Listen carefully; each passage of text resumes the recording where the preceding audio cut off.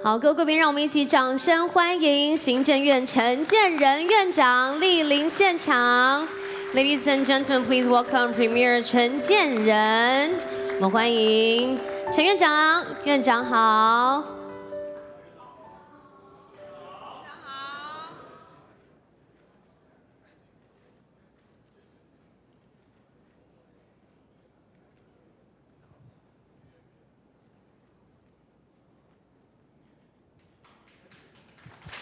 我们谢谢院长的莅临，也请院长先就座，谢谢。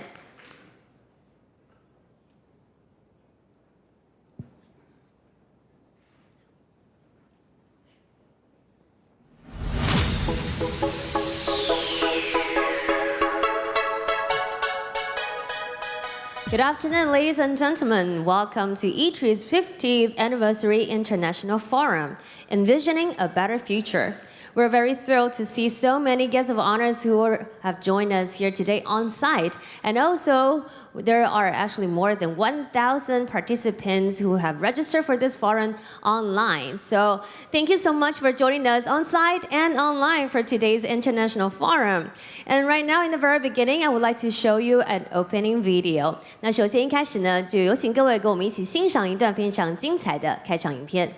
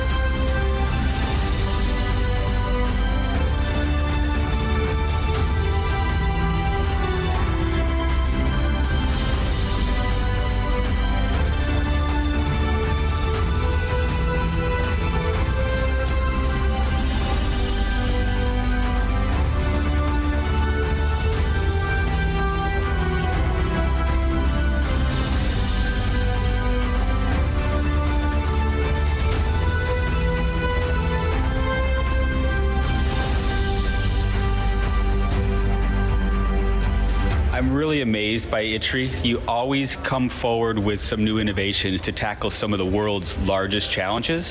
What I find most interesting, though, is that you understand that innovation is failing forward, you support it as a nation, and ITRI continues to find new ways to solve some of the world's greatest challenges. I think not only did ITRI follow the trend, you led a lot of the trends, and that's just the nature of ITRI and what you do at ITRI.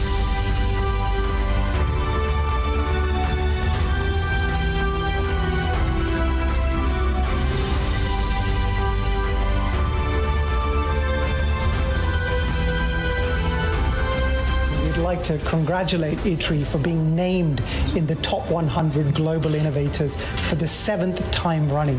It's important because when we look at ITRI's performance, we can see the remarkable impact that they've had on global innovation, not just on specific sectors, but across multiple sectors. And the influence that they've had is across diverse regions and diverse sectors. And we would like to wish ITRI all the best and continued success in driving industrial and economic development in the region.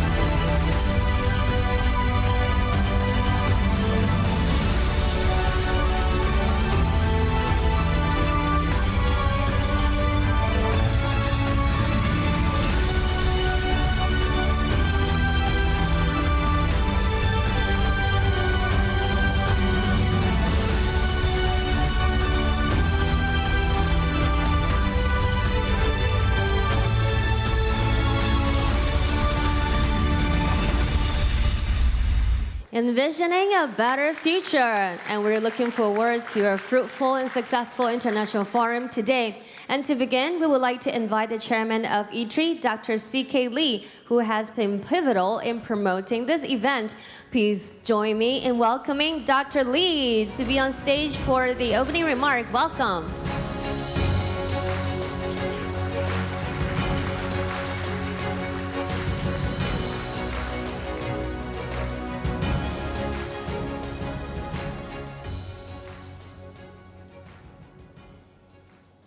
Good afternoon. This is one of the rare cases for the speech.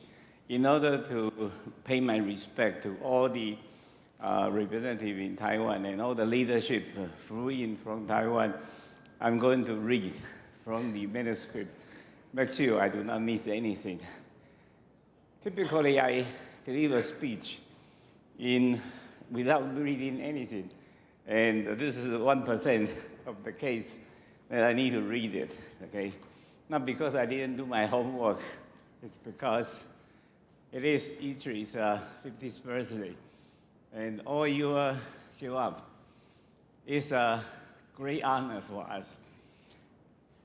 Our honorable Premier, Dr. Chen, and the cherished international partners, distinguished guests from the United States, the United Kingdom, the Europe, and Japan, and many of the visionary business leaders committed to cooperate to collaborate sustainability. Good afternoon, ladies and gentlemen.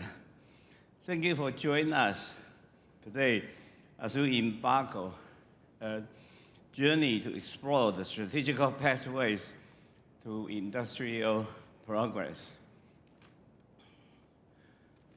The last July, we found ourselves in the hardest months ever recorded here in Taiwan. Heat wave, floods, the pandemic, tech conflict, and the global supply chain, which undergoes a profound reconstruction. These are unmistakable signs that we are inhabit an era of swift and profound transformations. But at the time of change, there are also hidden opportunities. Thankfully, technological innovation has illuminated the path for all of us. Over the past half-century, ITRI has etched an indelible mark on Taiwan's economical revolutions by driving ceaseless research and development in collaborations with our international partners. Basically, what we are saying is, look at the video. Without all your collaborations, none of this has been possible. We appreciate all those. ITRI took the seeds of the semiconductor technology from the United States and nurtured into full bloom. And working hand to hand with our technical competitors in the United Kingdom, ITRI gave birth of Taiwan's inaugural general engine and nurtured our automobile key component sectors, which was also shown on the video. Through the Taiwan-Japan Funds, jointly established with our Japanese partners, we catalyzed the development of new technology and market related to semiconductors, green sustainability, and health, as well as medical care.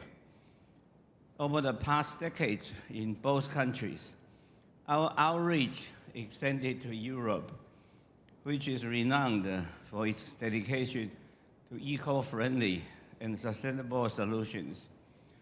We have seen collaborations blossom in domains like renewable energy and the circular economy.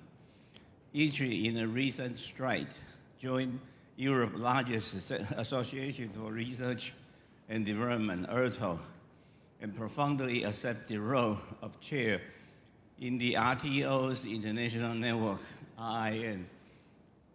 We have felt the appreciation goes on to all those exceptional global partners who have been the cornerstone of innovations and evolutions of Taiwan industries. In the face of the opportunity and challenge of this era, ITRI remained steadfastly committed to illuminating new market values and heading the cradle of evolution needs. As you've seen in the videos, over the 2035 technology maps, our information security, semiconductor chips, communication, and smart sensing. All these pillars has fostered an even deeper and transcend the boundaries of traditional sectors. So we, by challenging the minds of technology and research, our outreach missions is to propel sustainable growth across the economy. Today, as we converse for environment, envisioning a better future for international forum. Actually, we have, like we said, we have a full room of guests, very important guests.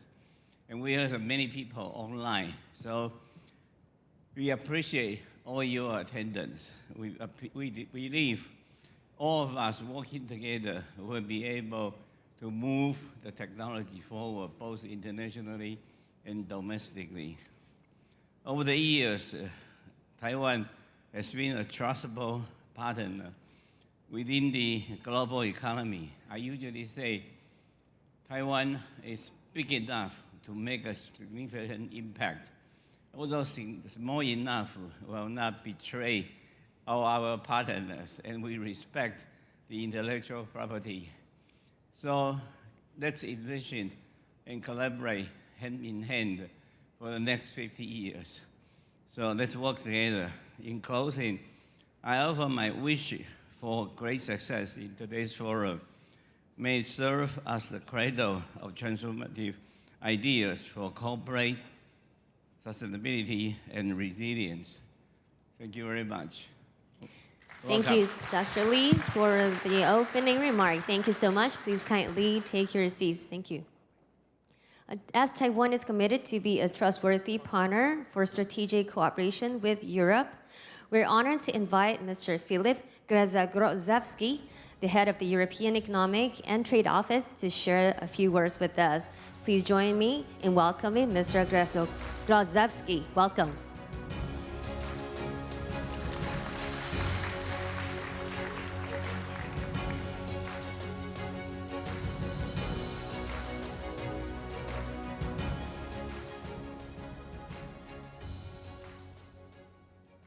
Premier Chan, Chairman Lee, Representative Dennis, Representative Hiroyasu, Deputy Chief Alvarado.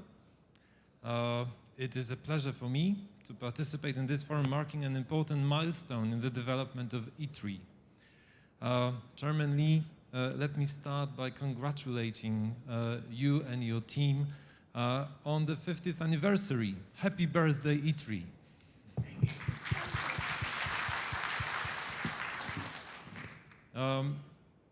ITRI has been an essential support to the Taiwanese administration, to companies, to research entities, and other stakeholders, offering both a unique evidence-based background for policymaking and also a bedrock for developing critical industries and sectors of the future.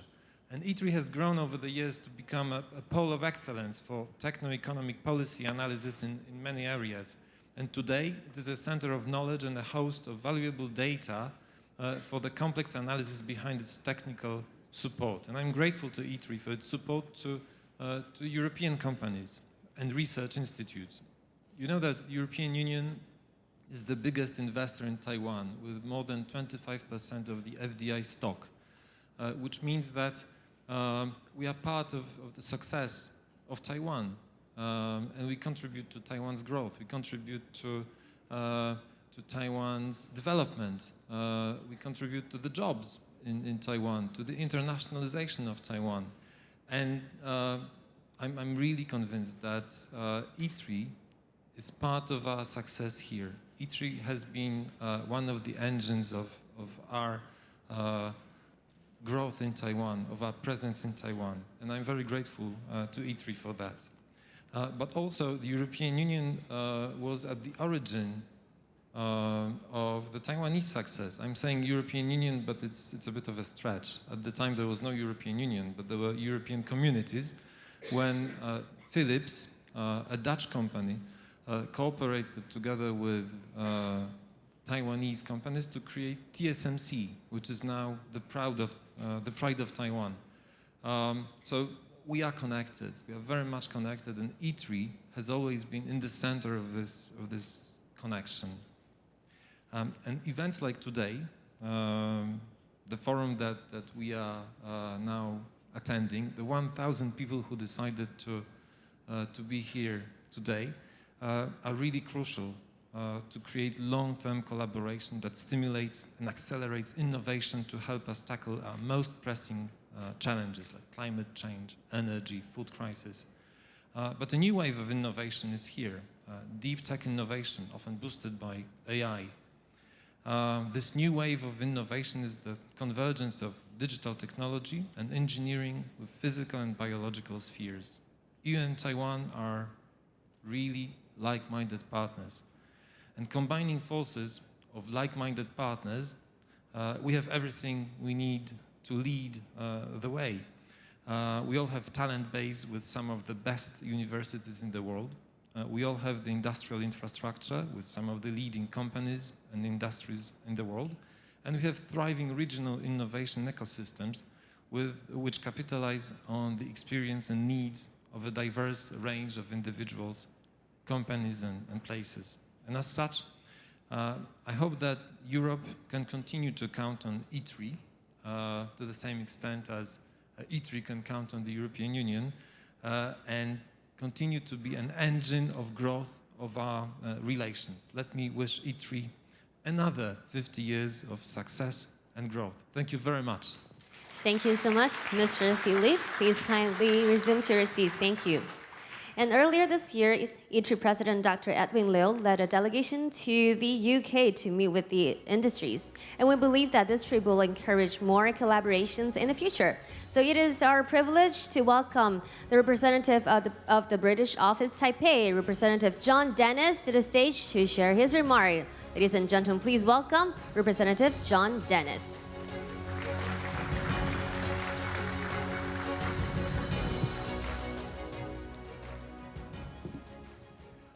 Well, Premier Chen, Chairman Lee, President Liu, Representative Gregozewski, Economic Section Acting Chief Alvarado, Deputy Representative Hattori, ladies and gentlemen, good afternoon.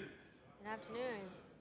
It's a tremendous pleasure to join you all here today on this special occasion to mark ITRI's 50 years. That ITRI has not only survived but flourished for so long clearly reflects the huge impact it has had both domestically and internationally. In the past decade or two, there has been an increasing focus globally on exploiting innovative ideas. We have all tried to follow the best exemplars. After much research and analysis in the mid-2000s, the UK government came up with the Catapult network under Innovate UK. This new network was inspired by just a handful of innovative ecosystems around the world. But I can tell you, ITRI was by far the most important and impressive among those exemplars. ITRI has been a beacon, leading us all forward strategically. This has come about as a result of mutual respect and understanding of each other's strengths and needs. That understanding has also led to an ever-increasing level of practical cooperation between the UK and ITRI, never more apparent than this year, when, as has been said, President Edwin Liu has graced us and honoured us with a visit to the UK, and where we've seen the first UK-Taiwan collaborative R&D programme call. This has been funded by Innovate UK and the Department of Industrial Technology, with ITRI implementing the programme on the Taiwanese side. When this programme was announced a year ago, we were expecting funding to be £5 million over the next year and a half from the UK side, matched by Taiwan. However, the number and quality of the applications received has meant that there are now discussions on perhaps increasing the funding, even for this first year. And what a testament that is to the momentum and potential of this work. Apart from the British office and Innovate UK's engagement with ITRI, I should also mention the crucial role that ITRI has performed for our businesses, helping on numerous occasions to organise partnering exercises. This has been a fantastic way for these businesses to forge new international relationships focused around collaboration. ITRI has also worked with companies like the UK's Oxford Instruments, who have labs embedded within ITRI. Both sides tell me they have found the relationship highly beneficial. So, ITRI is world-leading and strategic as ever as it enters its 51st year. But it is also a source of practical engagement and, above all, of inspiration to us all, and one for which we are immensely grateful. It just remains for me to thank ITRI for arranging this week's forum and to wish everyone good luck. I'm looking forward to hearing how discussions go and to watching the next steps in ITRI's exciting journey. Thank you. Thank you so much, Representative John Dennis, for your remark. Please kindly resume to your seats. Thank you. And next, we would like to welcome Ms. Mira Alvarado, the Acting Chief of AIT's Economics Section, to deliver her remarks. Welcome.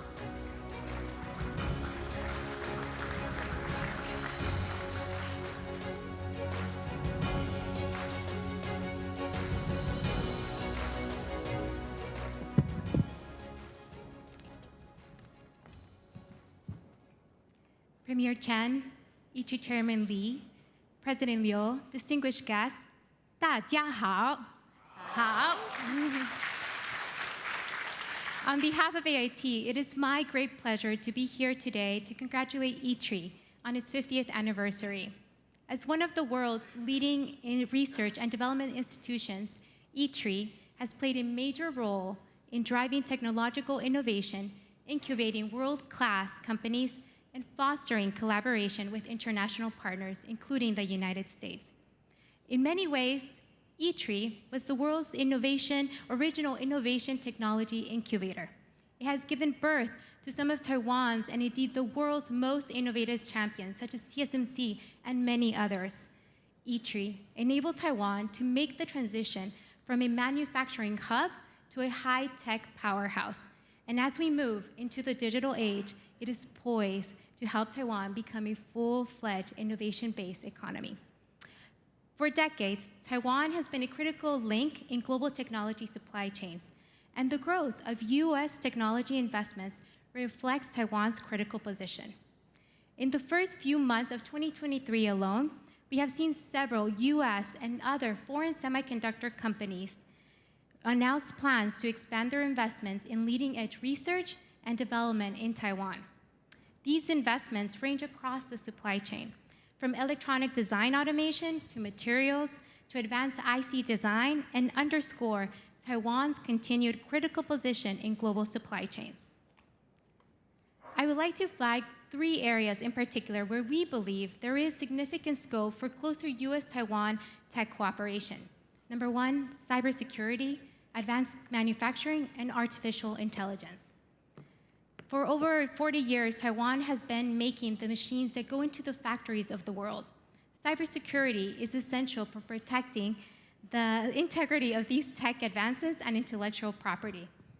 So now looking into the future cooperation between America and Taiwan, as I'm getting the time's up button, researchers and companies will be an essential component in developing leading-edge technologies such as electric vehicles, 5G, 6G, open O-RAN, and satellite communications. By integrating American advances in artificial intelligence and Taiwan's expertise in high-tech devices and key innovation, we are and can continue to be natural partners to build the secure, intelligent technologies of the future. So in closing, the United States is proud to consider Taiwan, and in particular ITRI, as one of our closest partners as we work together to build the new digital world. Once again, congratulations to ITRI on this impressive milestone. 谢谢大家. 谢谢. Thank you, Ms. Alvarado. And please kindly return to your seats. Thank you. And Taiwan and Japan have always maintained a strong partnership. Let us welcome Chief Deputy Representative of Japan-Taiwan Exchange Association, Mr. Takashi Hattori, to give us a few words. Welcome, Mr. Hattori.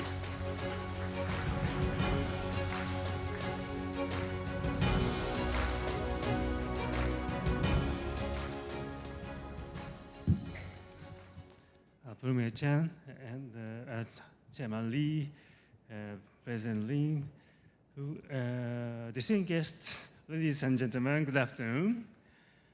I'm delighted to witness this ITRI 50th Anniversary Forum, and I extend my sincerest congratulations to all those involved, and I'm so honored to be invited to this forum.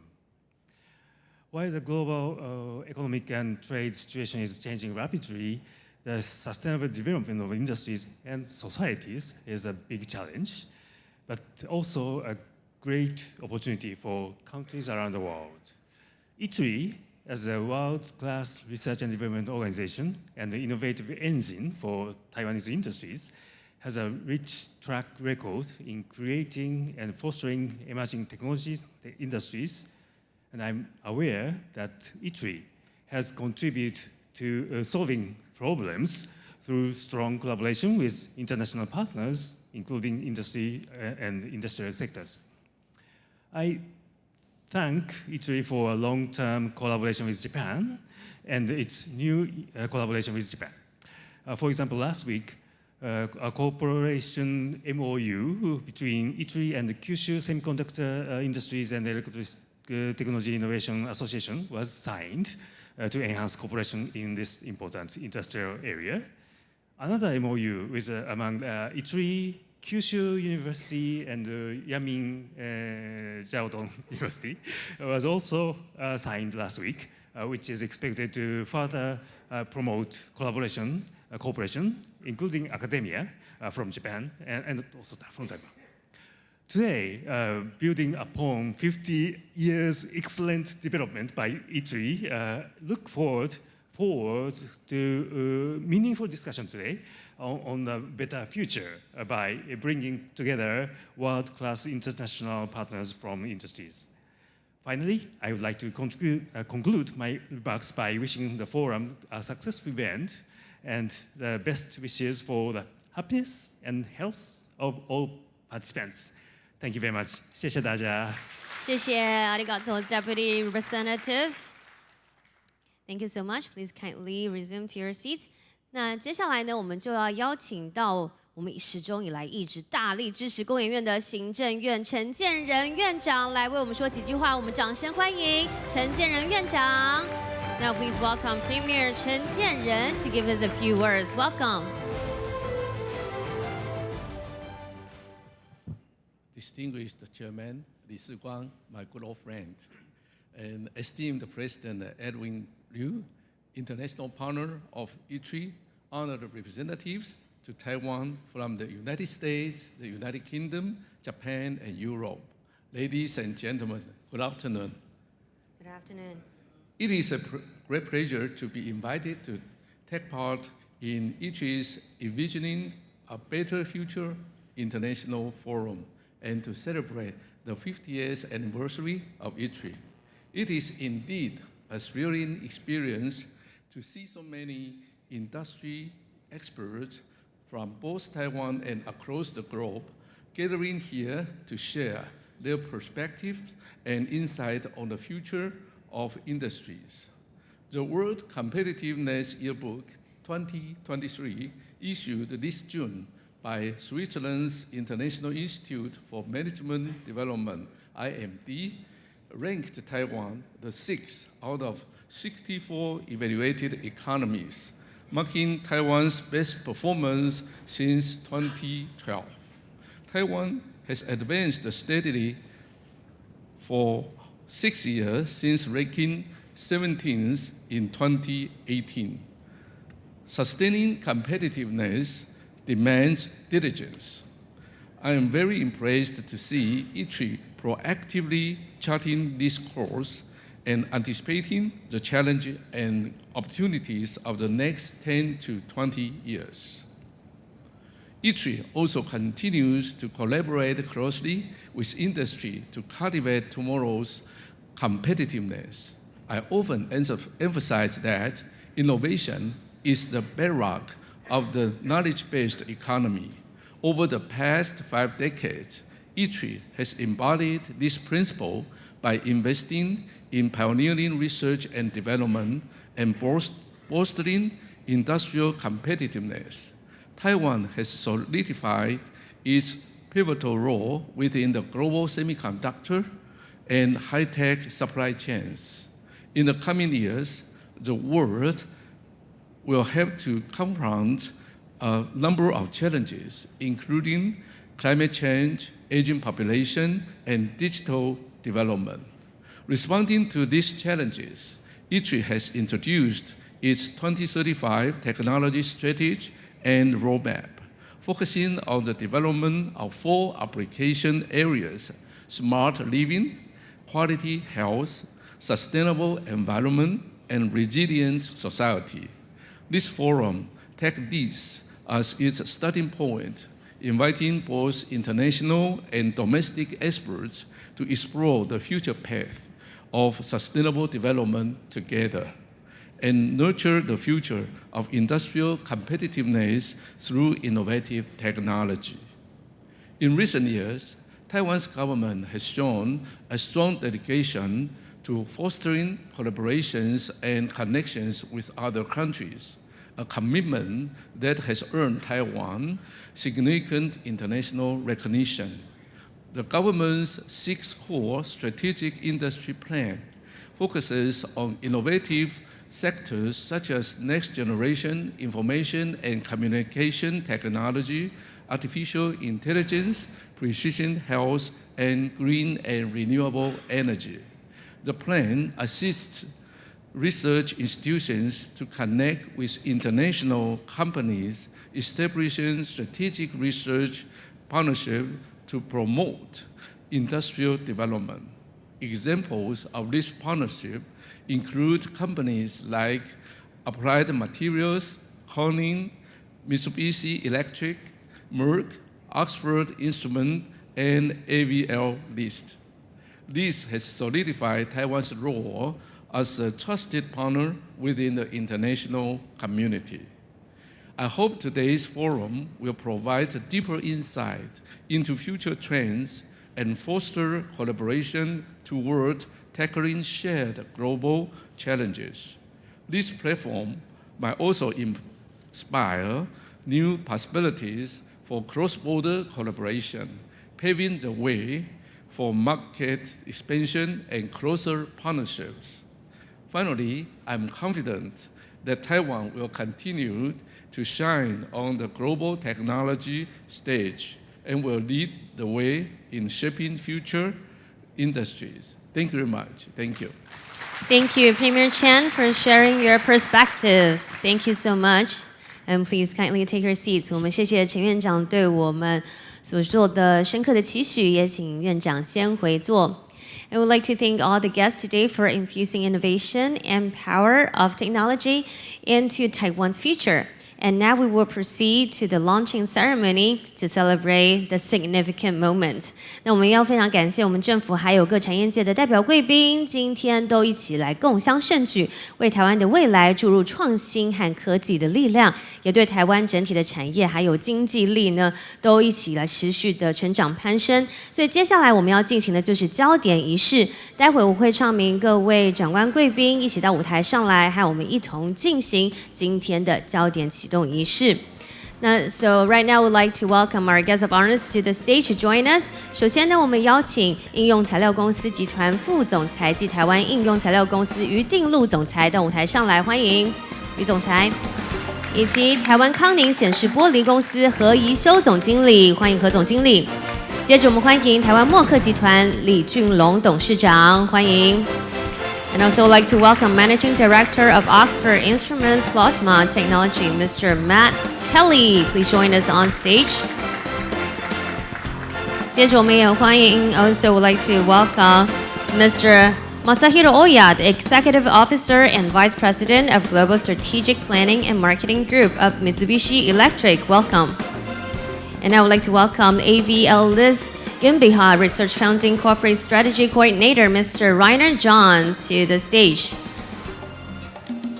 And right now, I would like to welcome British Office Taipei Representative John Dennis, and Head of the European Economic and Trade Office, Mr. Filip Grozevsky, and also Japan Taiwan Exchange Association Deputy Representative, Mr. Takashi Hattori, and Acting Chief of AIT's Economic Section, Ms. Mara Alvarado.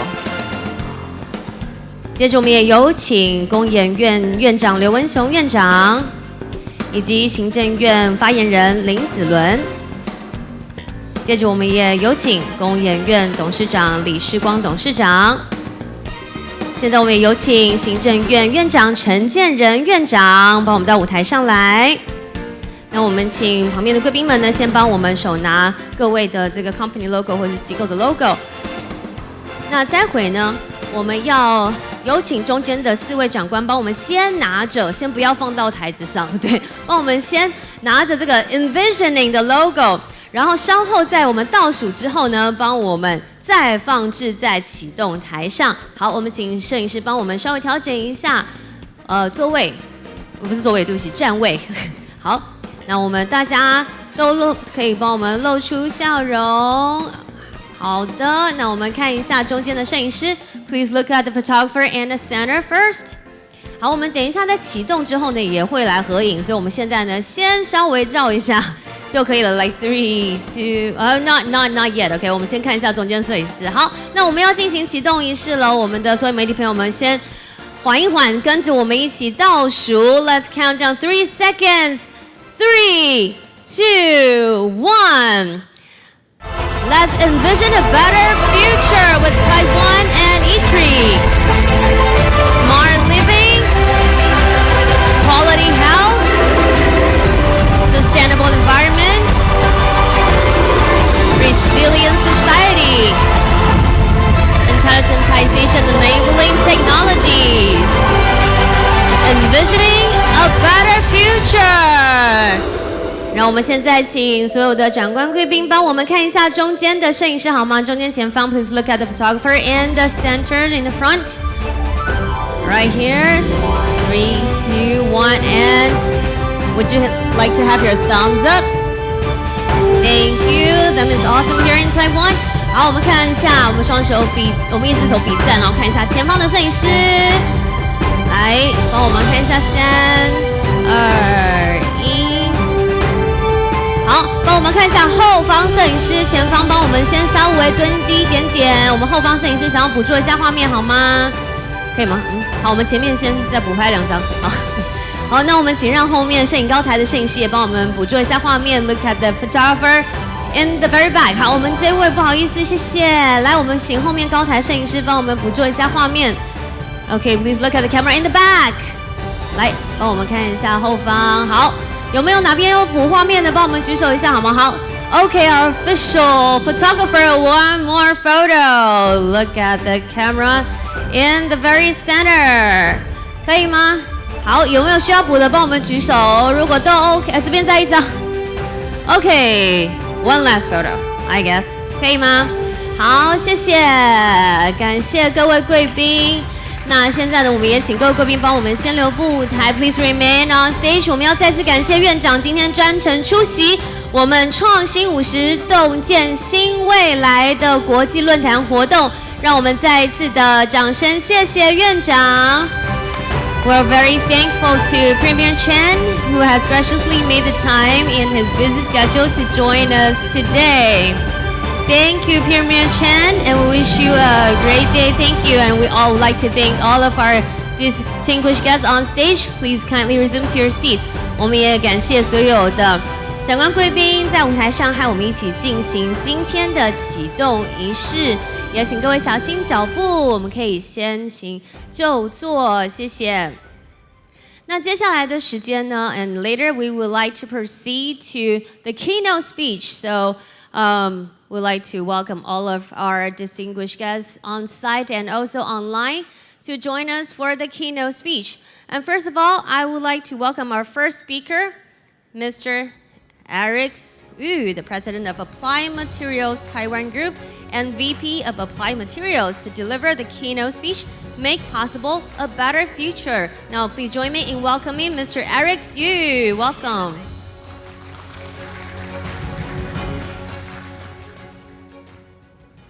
Chairman Lee, President Liu, distinguished guests here, good afternoon. So it's a great honor for my company and myself staying here to say the happy birthday, 50-year-old ITRI. It means a lot for us.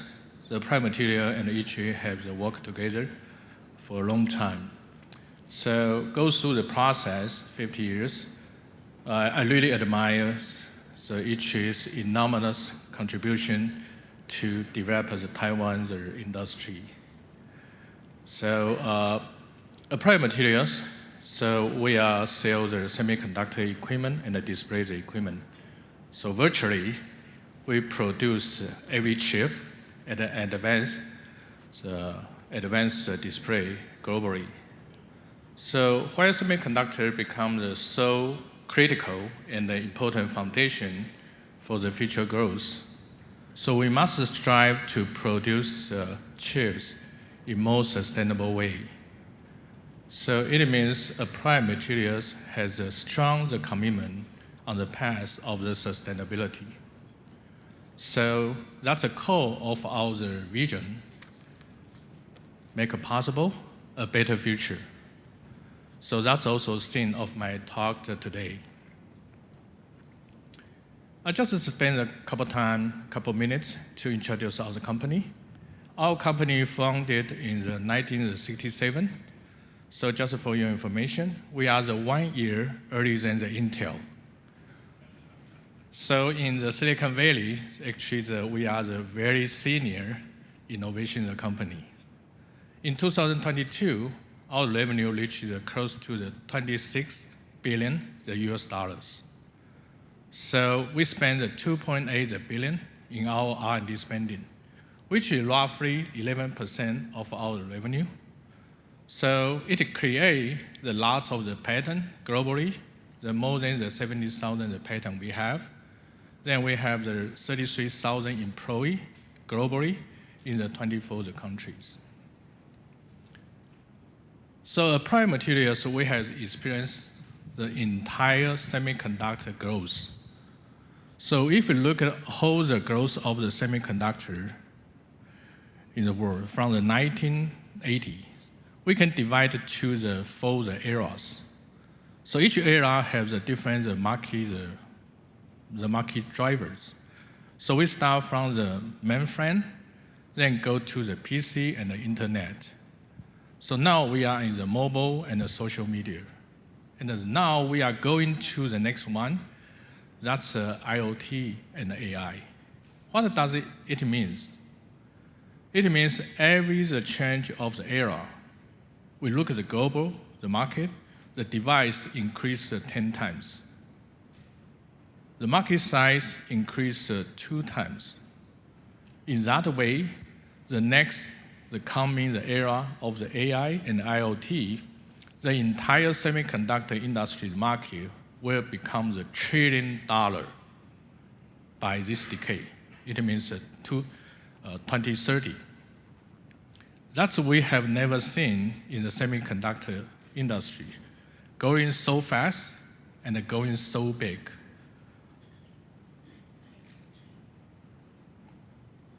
This chart can give the idea why it happened, how it happened. On the left-hand side, that's edge devices. The billion of the edge devices the people are using in car, in home, in working place, everywhere. It will collect tons of data.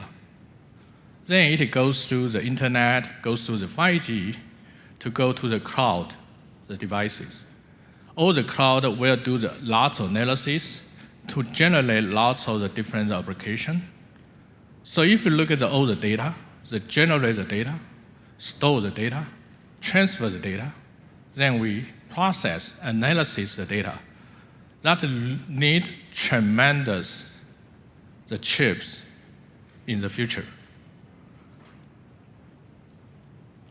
However, when we need so many applications and so many chips, it will consume lots of the energy.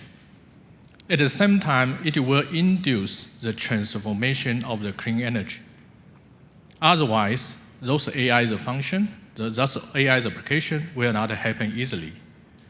So if you look at what's the semiconductor role we play in the energy ecosystem, the number one is for the car. It's more visible. If you look at the car 20 years ago, less than 100 chips installed in the car. But now the most advanced car, how many chips in the car? 7,000. And also there will be more the chips for the electric car. Then we look at the penetration of the electric car in the world, only 1% of the total install base of the automobile.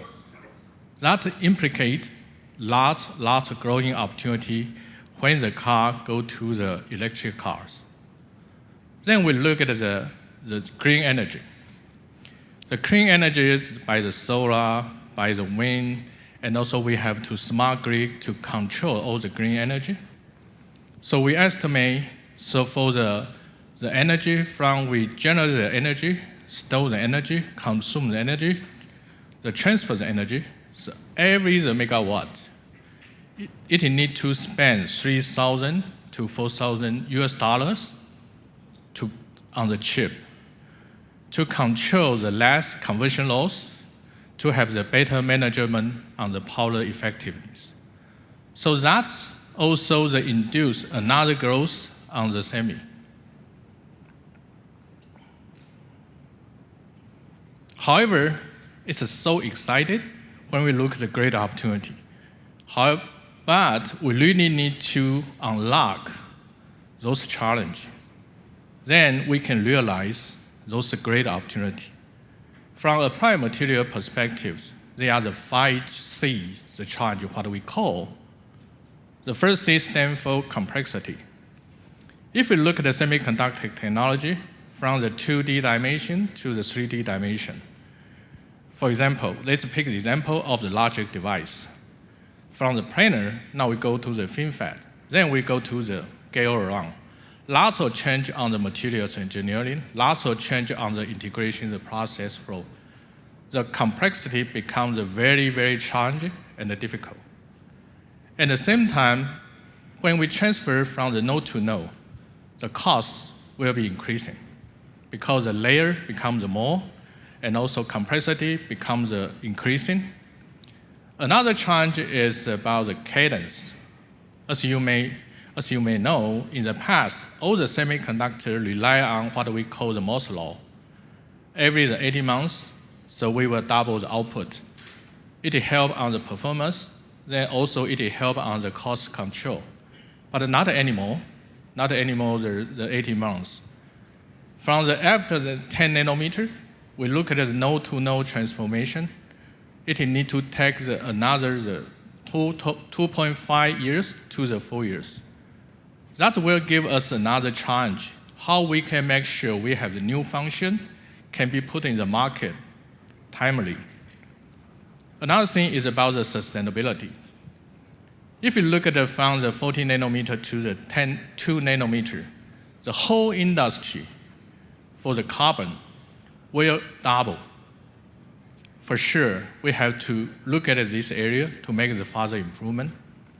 The last one, but not the least, we look at so many areas we need to resolve the problem. Globally, we need to have another 1 million skilled, educated workers to participate in this area. The 1 million, it means we need to increase 50% from the current numbers. So that we call they are the 5C challenge in front of us. When we look at what's the solution, there is no any single company can resolve this problem by itself. So we need to work as an entire industry to build the ecosystem. Then we need to collaboration. That's the only way we can resolve those 5C challenge. Then we look at the collaboration, how we measure the outcome, how we measure the success criteria. So we lay out, that's 4 areas, what we call the PPACT, PPACT. We have to make sure that everything we have done with the partner, we have to, number one, we need to make sure all the chips, they can deliver the performance to meet the market demand. That's number one, we call it P. The second P is power consumption. They have to deliver the performance, but with acceptable the power consumption. So we need to lower down the power consumption of all the usage. Just to give you the idea, so that we are quite familiar to use the search engine. Used to be the Yahoo or the Google, whatever you want to use. Whenever you search one word in the Google system, probably just spend the 0.3 watts. Now it's quite the famous of the Chat GPT. Just guess, how many watts when you search in the Chat GPT? 10 watts. So if the more people, more application put in the market, that will be the challenge. So number two, we have to make sure power consumption of the semiconductor can be reduced. The third is AC, it's error cost. All the application, all the product, at the end, it need to adapt it in the market. So we have to make sure all the price is affordable. The last one is the T. As I mentioned before, we have to make sure that all the product we need to put in the market in time. So this, from the solution, from the technical perspective, so we understand we need to develop the new materials. We need to have the atomic layer, the precision. We have to connect capability between the different segments. Also, we need to have the system level innovation. That means not only for the semiconductor process, need to combine with the package, need to combine the materials engineering together. Another thing will be changed in the next 10 years. We need to have the different collaboration model. We need to work with industry. We need to work with the university. We need to work with all the research institutions. And also we need to understand how to grow the global talent in everywhere. The last but not least is I talk about sustainability. When we want to capture the opportunity of the semiconductor trillion-dollar market, we have to make sure we have commitment on the sustainability. So what we have to figure out how to have the net zero when we grow the business. Then we look at what Applied can contribute as a leader in the semiconductor equipment. So that's the first time in a semiconductor equipment. So we plan to do. That will be the game-changing strategy. We commit to build what we call the EPIC Center, Equipment, Process, Innovation, Commercialization Center in US. We will spend $4 billion to build this center. It's beyond what we think it's a lab, because it's not only for Applied, it's for all the partners, it's for the customer, it's for the university research, for the entire ecosystem partner. So we will start the operation from the Q1 2026. So it's a full-time compared to our most advanced fab today in the Santa Clara. That's a layout. So that's a layout so you can understand. So Applied, we have all the private space. The customer, the partner, they participate, they also have their own process. So we have a very mature the protocol to make sure that they can do the experiment, also protect their IP, and also they will share those common, most advanced tools there. So those people will work under the one roof. That will create lots of the synergy, lots of energy of the innovation, and also accelerate all the innovation development. So people there will look at what the new material will be used, and also new technology, the new process flow. And also we invite the university, research institution, all the new startup, also participate in this EPIC Center. That's a totally different model that the equipment company has been doing in the past 50 years. Why we try to do that? Because when we look at the history, in the upside, you look at what's the sequence through the collaboration we used to do. Every the new concept, new innovation, come out from the research institution or the university, it needs to take the 5 to 7 years to validate the concept.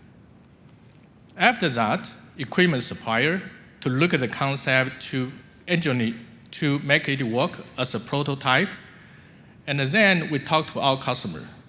Want to put this process technology into the integration, the process flow, another 1 or 2 years. Then the customer puts this new process flow into their what they call the pilot production, another 2 years. Then after successfully demonstrate the year, then they go to the high volume manufacturing. That's how for the ecosystem to do this, the process development. Then we look at any way we can build the framework that the people can work together. That is the second part. So when they have the new idea, at the same time we start to build the equipment.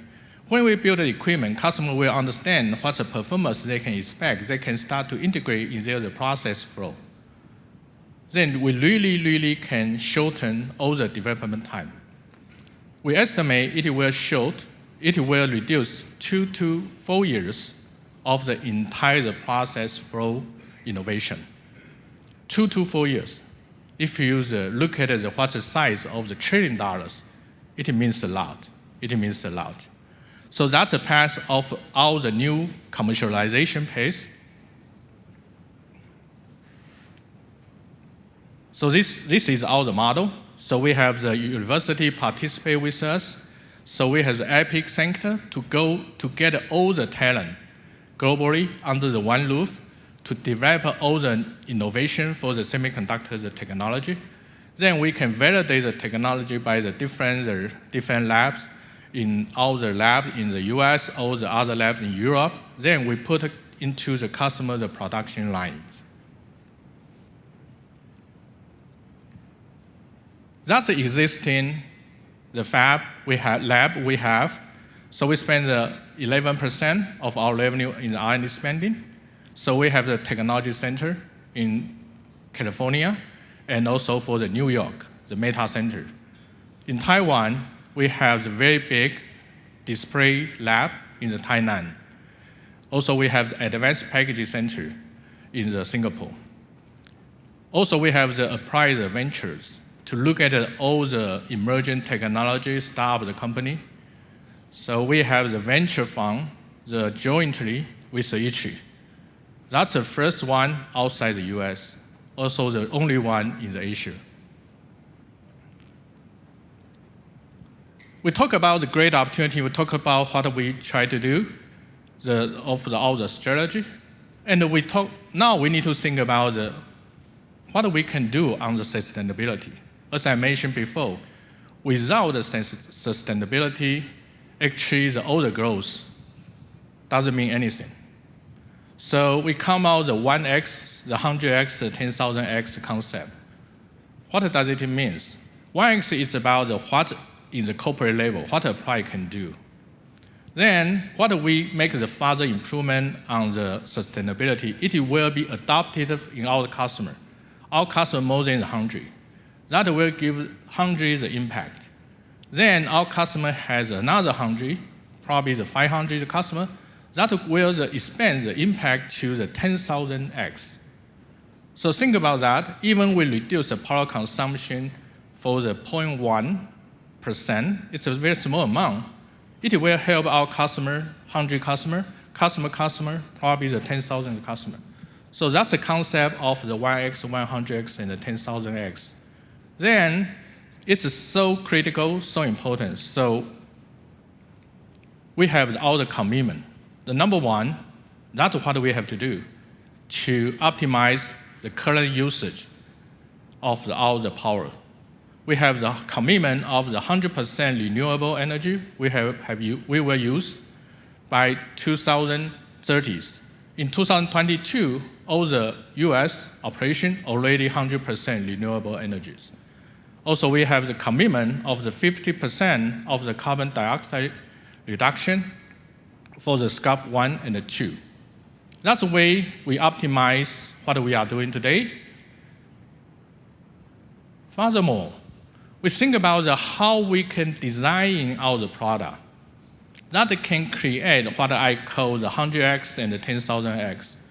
So we have been forming the different technical team to look at how to use innovation to resolve those sustainability the challenge. So we have the commitment about what we call the 330. So all the equipment we produce by 2030 will have 30% reduction of the energy we are using. We'll have the 30% reduction of the chemical consumption. Also, we have the 30% reduction of all the clean room. That will help to enable those the 100x, 10,000x impact. So we are often recognized by all the technology innovation. More than that, we look at what's the culture we need to build in this company. So it means the core of our culture is diversity and inclusion.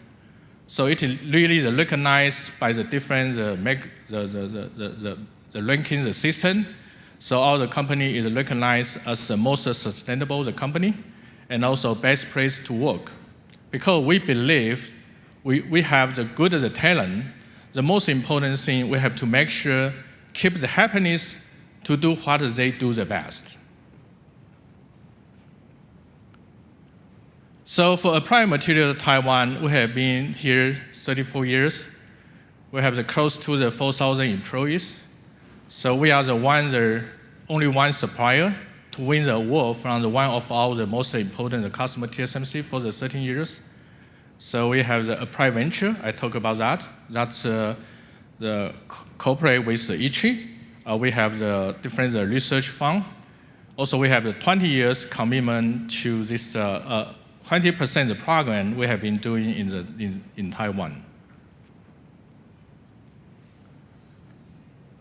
So President Liu was not here. So we have the President Liu with all the CEO when we formed the venture fund here. Okay, that's the last one. So actually, love to attend this forum because this forum is envision a better future. Now, apply, make everything possible. Thank you.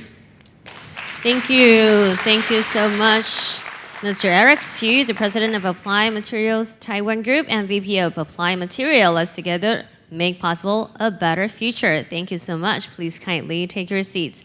And our next topic will be navigating the future, innovations in display glass solutions. And right now, I would like to welcome Mr. Andrew He, the President of Corning Display Technologies Taiwan, to give us his speech. Ladies and gentlemen, please give a big round of applause to welcome Mr. Andrew He. Okay. Chairman Lee and President Liu, distinguished guests, ladies and gentlemen, good afternoon. It's really a great honor and pleasure to be invited to join this event. And again, congratulations to ITRI for the 50th anniversary. So today, my presentation and the sharing will cover first an overview of Corning and the history of our innovation. And then I would like to introduce some emerging technologies on display. First, we'll focus on TV and IT, those large size display, such as QD OLED, mini LED, and micro LED. Then there will be also other display technologies which are elevating our user experience. Okay, so this is the Corning headquarters. Corning is an old company. Right now it's more than 170 years old. We were founded in 1851. So far, worldwide, our employees are total more than 60,000 people. In the long history of innovation, our focus and the core technology are glass science, ceramic, and optical physics. In Fortune 500, we are ranked 263. Among our peers, actually only 5% of these 500 companies are 170 years old above. And Corning is the only material science company. So when I introduce Corning the first time, the audience sometimes asks us that, is Corning Incorporated first or Corning Town first? So I think the question is easy because our expertise is to make glass, not to make a town, right? Okay, so this is the history and the process of Corning innovation. It started with the glass light bulb for Thomas Edison. And then we also create an equipment to mass produce those glass light bulb. We call it a ribbon machine. In 1939, we also invented the CRT tube. So this enabled the television tube with the color picture quality. And we also invented the machine and the equipment to mass produce those TV tubes. 1952, glass ceramic. This is probably the most famous Corning product, the cookware. So when I joined Corning, I told my friends, they always ask me, is there any employee discount? So let's talk about the cookware. So I think so far in US, in the older kitchens of US households, you can easily find Corning's cookware. We actually developed this business a long time ago. We also have some projects working with NASA and the DoD of US governments. In 1964, the fusion overflow process is really actually the foundation of the TFT glass substrate production platform for the future. And that actually happened in 1980, starting from 1980. And then 2060, we actually create different composition glass to meet the requirements of the different process of the TFT technologies. 1970, we have the low-loss glass fiber and the ceramic substrate for catalytic converters. 2007, along with the launch of iPhone, we also introduced our Gorilla Glass. And this one is really, right now, is the most popular Corning product. So 2017, this is another cutting-edge product from Corning. It's the damage-resistant pharma glass packaging. So this contributed 6 billion doses of COVID-19 vaccine in the past 2 years.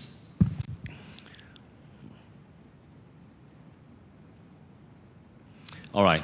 So for all the products and the business of Corning, we actually divided in 5 segments.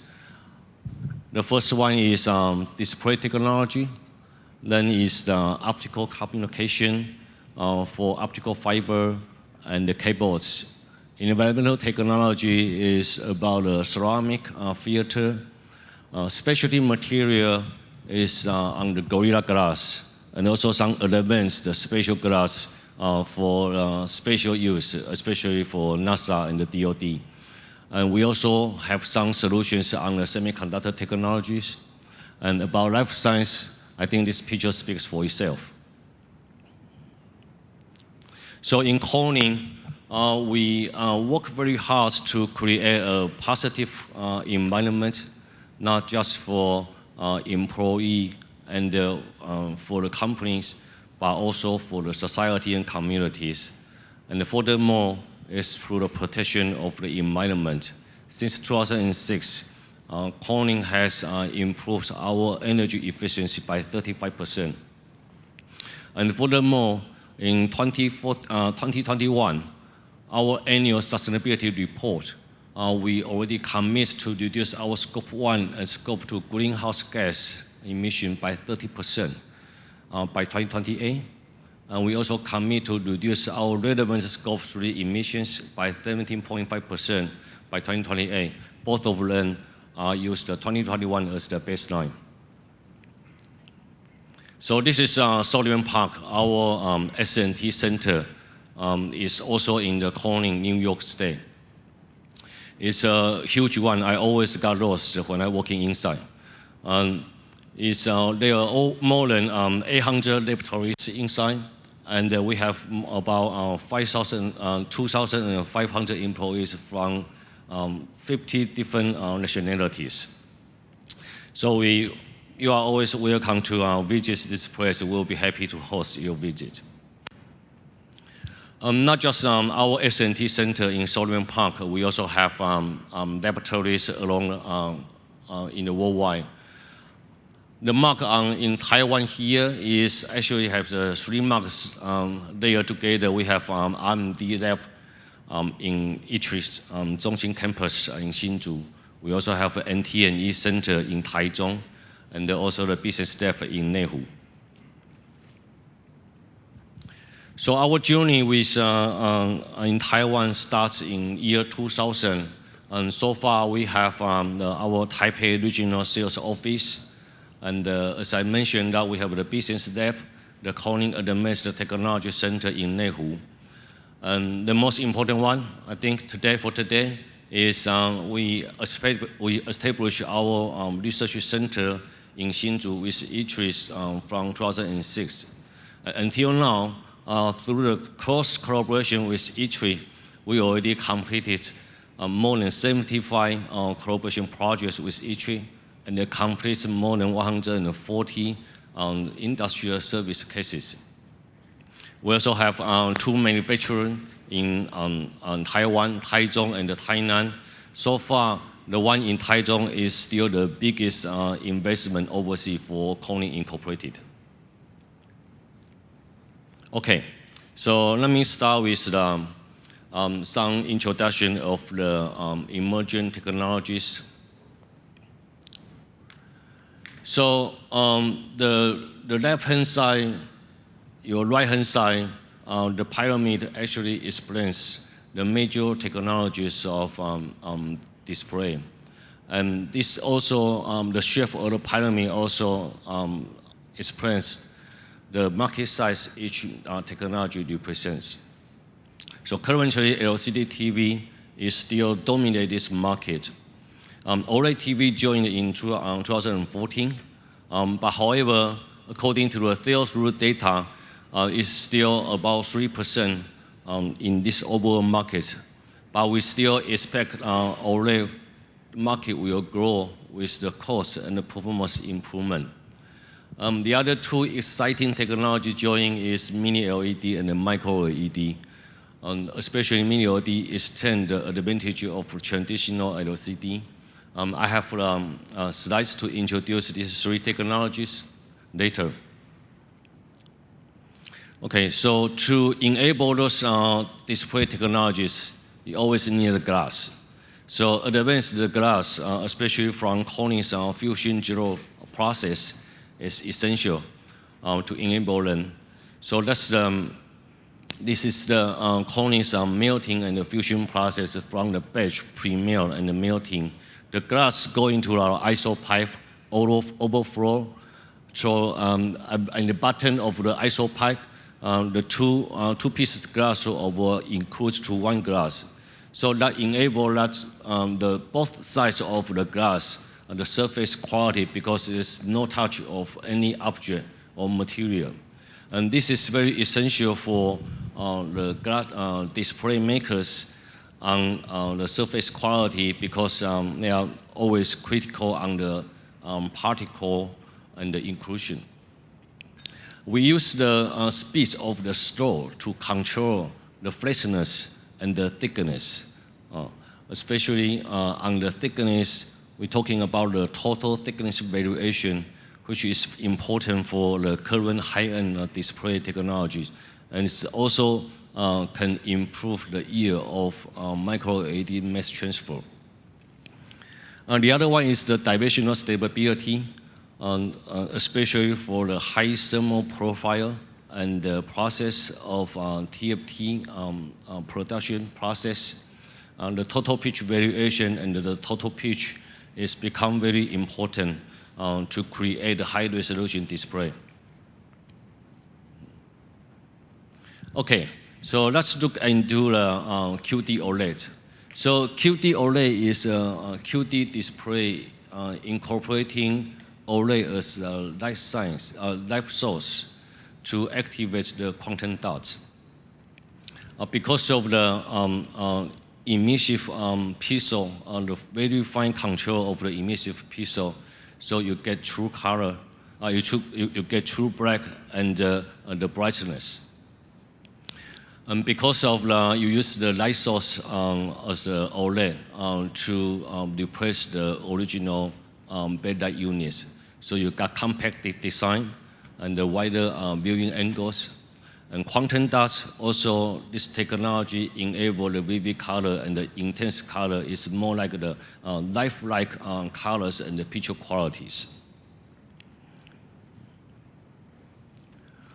About mini LED, so use the mini LED as the backlight units on the traditional LCD because of the advantage of mini LED on the direct design.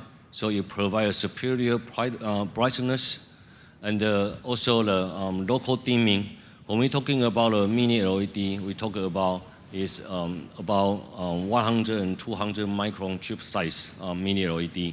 So you can work on the full array mini LED on the local dimming, so you can also provide a better contrast. And if you use the higher number of the mini LED as the smaller size, so you can reduce the thickness of the overall backlight unit. So that also can help you to work on a compact form factor on the overall display unit. So we believe this is very exciting and kind of fast-growing technology for display because mini LED currently this picture quality is competing the OLED and also extend the advantage of the current traditional LCD. Okay, so next one is micro LED. Previous mini LED we're talking about 100 or 200 micron chip size. Micro LED is about 100 micron below, smaller than 100 micron chip size. Similar as the OLED, you have ultra fine control of the emissive LED, so that provides the ultra fine control of the brightness and the contrast. And compared with the traditional LCD, there is no backlight unit needed, so it's a potential saving on the power. The most exciting technology for micro LED is on the modular design. With the tiling of the small size of the micro LED, you can actually customize the overall size of your display. As the picture, you can actually make the wall of the display. All right. So as I mentioned, that currently LCD still dominate the market, and with the support of the mini LED backlight unit, it will continue to dominate this market. But however, we see white OLED and the QD OLED coming up with the continued improvement on the cost and the performance on the micro LED. These three technologies will continue dominate the future of the display. All right, let me turn to some more advanced display technologies to elevating the user experience. So the first two is AR, augmented reality, and simulated reality. So people's desire on the information is more like the tiny and more correct and can be combined with all the images. So augmented reality is a near-eye display require advanced glass. Those advanced glass Corning provide thin, ultra-flat, and high reflective index glass to deliver the wide field of view in compact form factor. Simulated reality is more like a naked eyes 3D display. So advanced glass, we are calling work with some partners on the advanced glass plus some functional optics to enable this technology on the eye tracking 3D display. So the next two is transparent display and smart window. Especially on the transparent display, as people probably see outside the AI aquarium tank, it's very similar as the transparent display. The challenge of this technology is really the balancing about the transparency and the readability. So you want to see through from the display, but you also want to have a clear view on the information projected on the display itself. So the advanced glass coating provided with some functional optics may deliver the superior performance, although you are on the strong light source environment. Smart window, we incorporate liquid crystal structure inside the window, so you can have added functionality of your window to adjust the natural light coming through. But including the LCD structure inside can make the overall unit bigger and better. Display glass can provide a lighter and a thinner material solution. Okay, so this is my last page. So as I mentioned that in the Corning display, we provide different glasses with a different composition to meet the requirements of current display advanced technology and the production process. And display integrated into all the devices around our living environment is the future.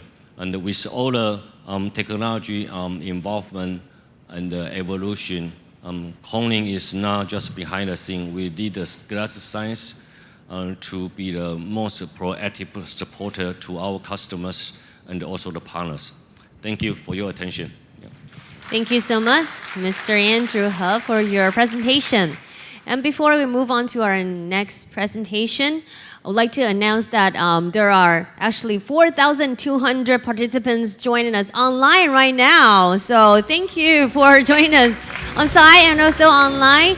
And right now, we'd like to proceed to our next keynote speech. I would like to invite Mr. John Lee, the Managing Director of Merck Group in Taiwan, who will be talking about innovations dedicated to human progress. Welcome, Mr. John Lee.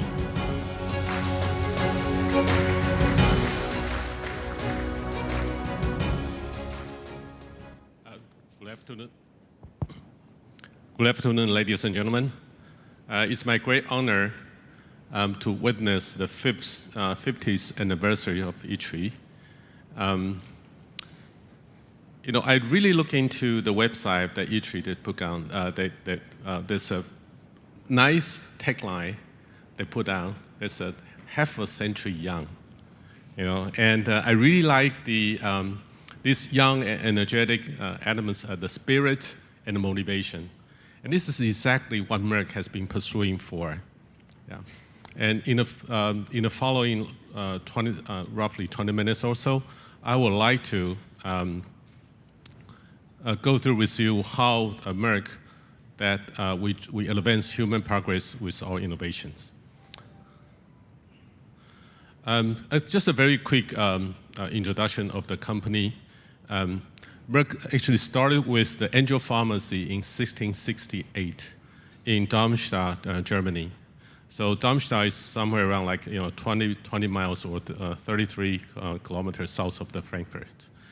And along the 355 years, Merck has gone through a lot of challenges, including 2 world wars.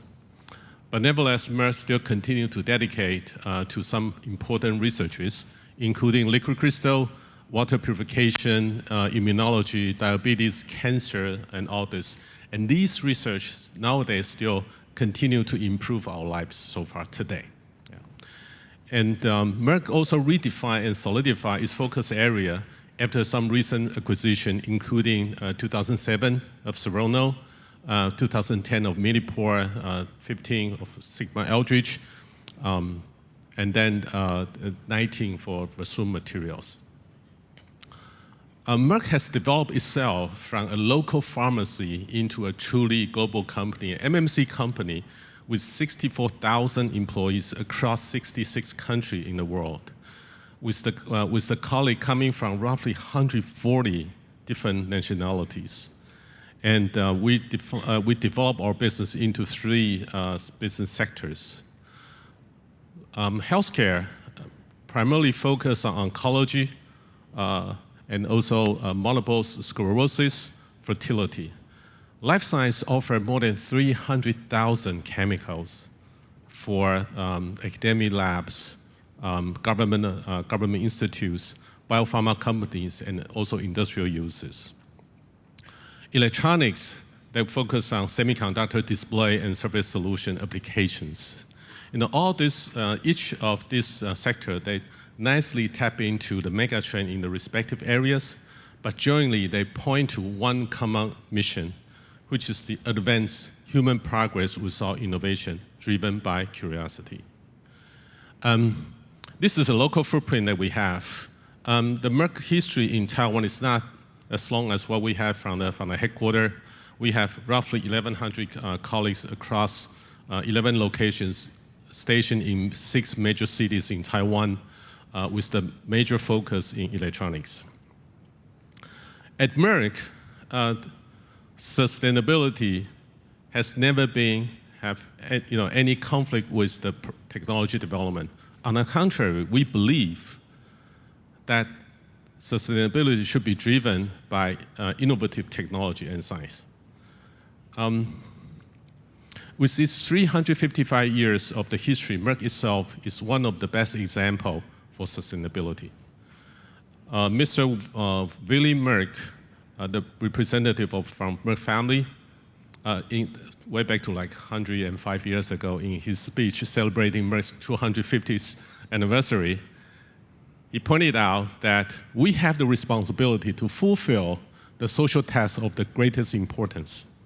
Sustainability has been embedded in our DNA since then.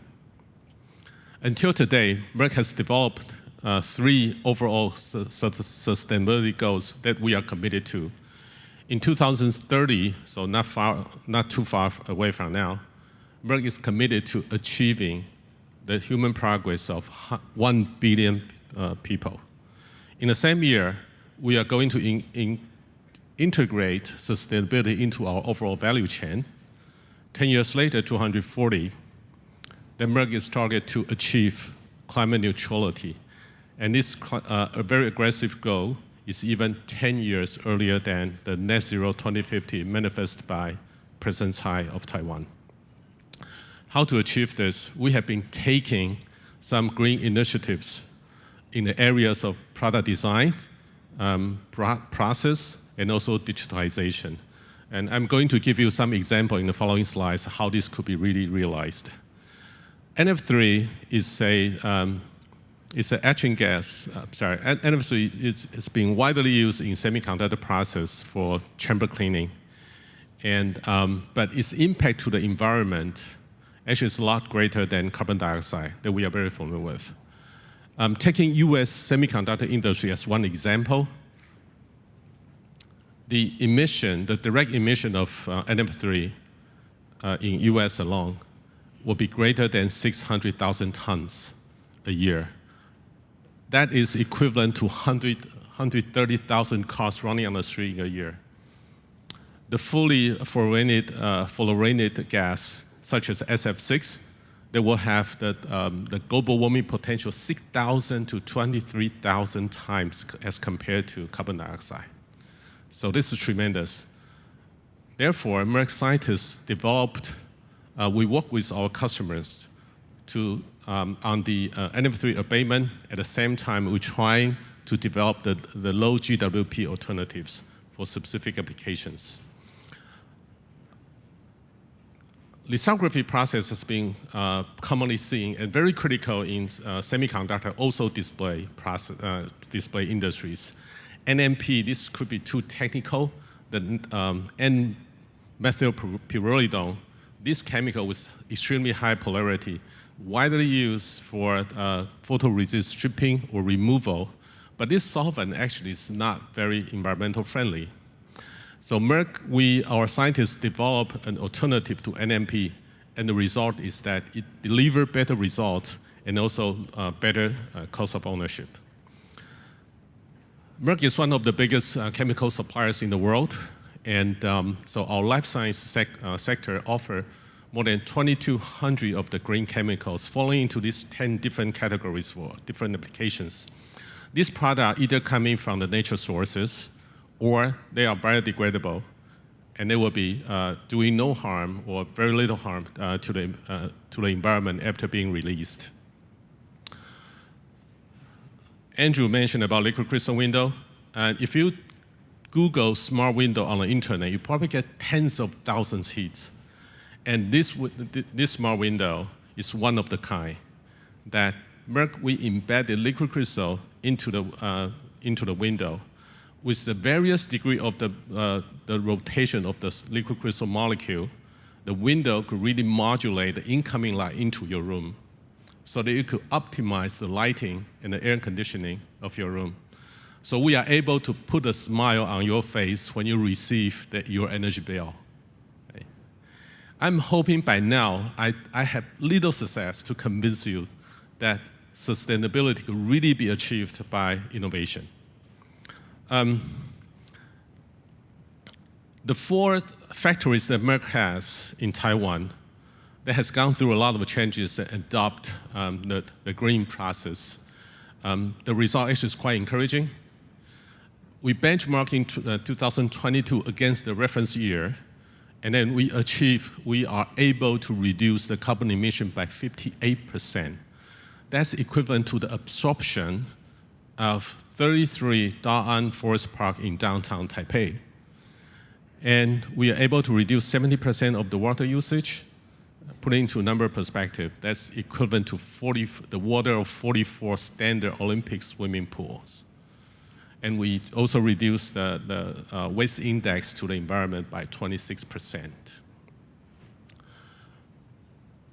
Our Taoyuan site producing liquid crystal molecules that have been adopting digitalization, that we digitalize all the data from incoming material and components through the manufacturing process and quality testing, all the way to the logistics and warehousing of the finished product.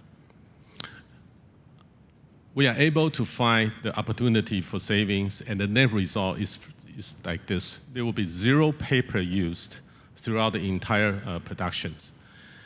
The communication between human and machine to machine, and machine back to human actually is being largely improved. And then we are able to save the scrap, improve the production efficiency, that also contribute to sustainability. Because of the time, let me go faster, switch the gear a little bit. Merck's three business sectors nicely tap into the mega trend, but we also understand the issue we are facing is so complicated and not able to be solved by the information, expert, and knowledge within one single sector. So the technology convergence actually is very important. I'm hoping that I could illustrate better to convince you that technology convergence could lead us to a brighter future. It is believed there will be 1.5 gigabytes in one human cell about the genetic code. On the average, we will have like 15 trillion cells in a human body, ending up like 23 zettabytes. I already forgot how many zero afterwards, right? 23 zettabytes in one person. And in a very optimistic statistic or estimate, by 2025, the global data sphere will reach 175 zettabytes. So guess what? The complexity that we generate in this room will be way ahead of the data that we are going to have 2 years from now. Our insufficient knowledge to the complexity that we have, and also to the human biology reflect in some of the drug treatments that we have been developing today. On the right-hand side of the slide, you see that is the average in effectiveness of the treatment that we develop for the special diseases. The treatment of arthritis that I thought has been very mature, but guess what? We only achieve, we only achieve 50% of it. And probably that's the reason why my parents still suffer from it. Right? So now the question to all of us in this room is that whether or not we will continue to take the stepwise approach to obtain the gradual improvement, or we were able to think of the possible groundbreaking innovation to address the issues. I think the need is quite clear, but just how? Right?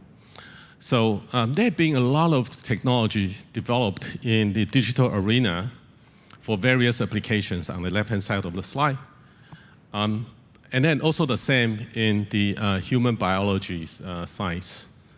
So what Merck is doing, or we are advocating, is to find the right convergence of the digitalization technologies usually seen in the electronics with those from the life science and healthcare space, so that we could come up with the groundbreaking solutions to address the issues that we are having. At Merck, we dedicated to some of the specific research, specific treatment, such as mRNA and digital health. We also have some advanced research in smart manufacturing and also AI-enabled drug delivery system. By utilizing the future computing power, such as quantum and pneumophobic computing, and plug in the convergent path that I just introduced to all of you, we may be able to develop, put it this way, the personalized medicine could be reasonably expected. And that thus developed personalized medicine will be tailored to each individual's molecular signature. In the previous section that I mentioned how abundantly that data exists in our life. Now, in this section, I only have 1 minute left. So in this session, I'm going to tell you how we drive the innovation with the data as the core. Merck worked with a Silicon Valley-based company called Palantir that we co-create a platform called Syntropy. On the platform of Syntropy, the academic medical centers and also the biopharma company, they could freely upload their data onto the platform. The data will be encrypted, and firewall will be properly inserted to protect the proprietary information from each data generator. Syntropy will then perform the data analysis based upon the specific purpose and requirement, so that we could help derive the right process, right pathway toward the difficult issues we are facing. By the same token, Athenia has been established for semiconductor industry as well. So the data from the players in the ecosystem is also uploaded and then analyzed so that we could better understand the supply chain resilience, the critical factors beyond the COAs, and the fab efficiencies through this. Merck has been embracing digitalization for several years. Through the utilization, through the big data that we have, we are able to shorten the R&D process, development process, improve the production efficiency, also enhance the product quality as well. And along the way, we'll be able to find the opportunity to reduce the carbon emissions. This is my last slide. I would like to conclude this. I'm hoping by now I have a little success to convince you that we could really drive this sustainability with the science as the core. And lastly, I would like to again congratulate ITRI on your 50th anniversary. You know, you are half a century young. Way to go. Thank you. Thank you so much, Mr. John Lee, the Managing Director of Merck Group in Taiwan. Thank you so much. And next up, we're very honored to have Mr. Matt Kelly, the Managing Director of Oxford Instruments Plasma Technology, to share with us how his company is leveraging compound semiconductor applications to drive sustainability. So, ladies and gentlemen, please join me in welcoming Mr. Matt Kelly.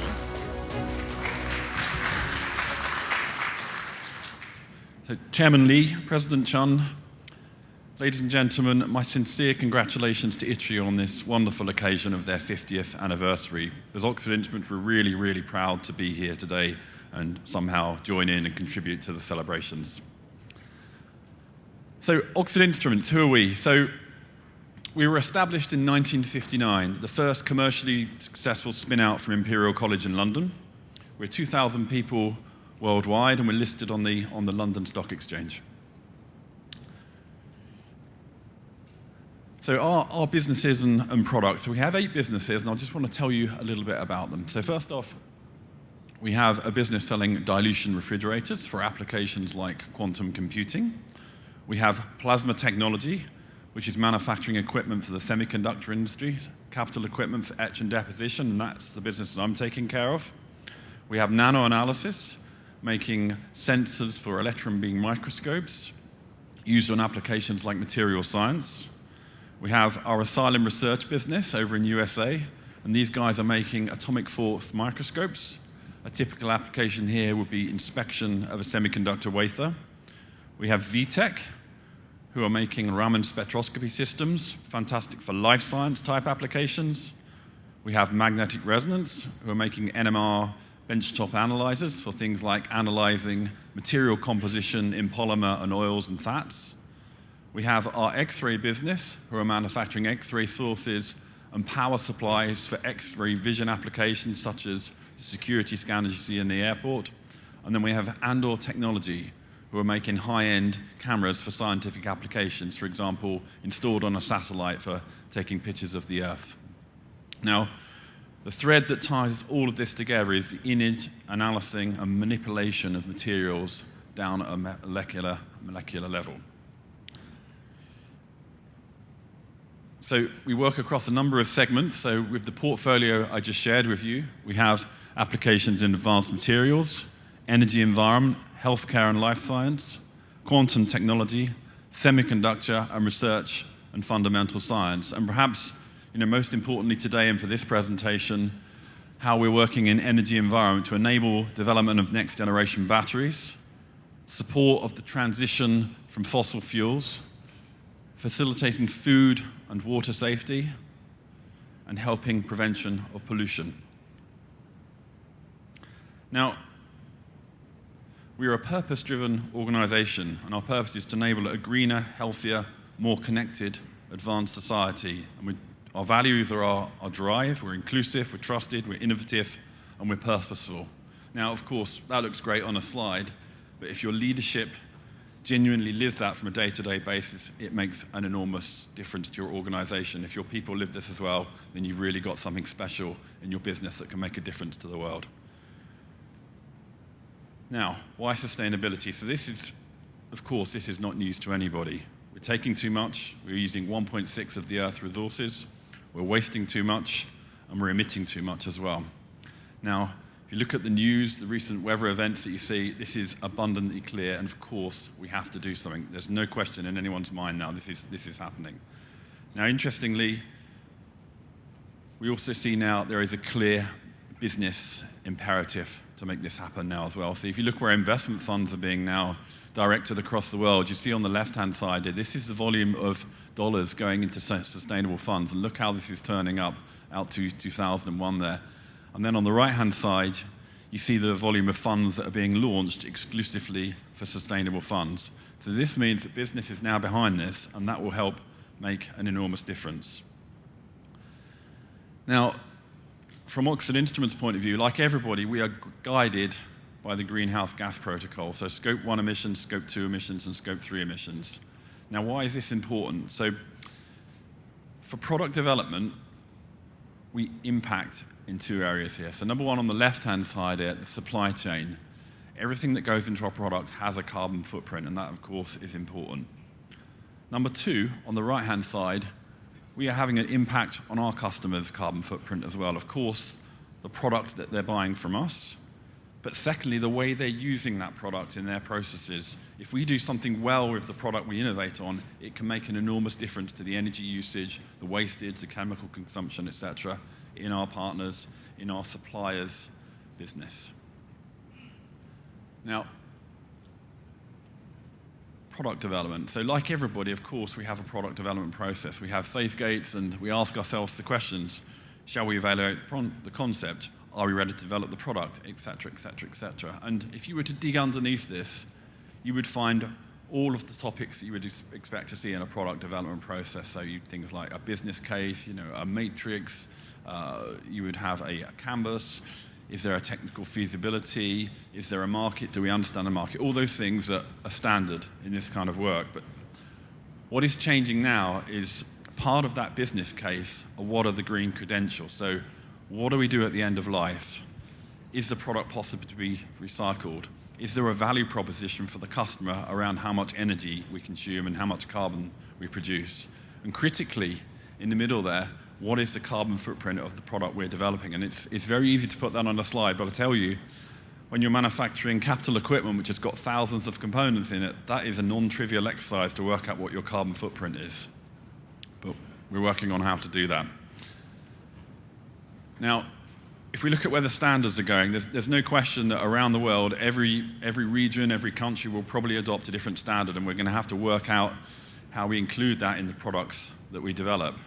But interestingly, Europe is probably ahead in this topic, and we have the existing standard 125C, which prescribes how you can develop sustainable product. But what we're seeing is that it's going to transition to what they call the EPSR standard. And what that will mean is that every product will have a digital passport. So this is going to be the first product that will have this is batteries for e-mobility. And the idea is you have a scan on the side of it, like an RFID or a QR code, and very quickly from the blockchain, you download all the attributes of that product. So that might be, what is the carbon footprint? What has its path been through the world? What are the design documentations? What are its recycling credentials? All these kind of things. And that will be cascaded out to all of the different products. And no doubt that will turn up in scientific equipment, and that will turn up in capital equipment over the next 5 or 10 years. So we're getting ready for that by understanding the carbon footprint of our systems that we produce. So looking on the right-hand side of the GHG diagram here, and this is, I guess in many ways, this is probably the slightly more exciting bit as a technology person. So I feel we're in a very enviable position working in compound semiconductors, because pretty much every exciting megatrend we are somehow in the middle of. So working from the left there, so consumer, AR headsets,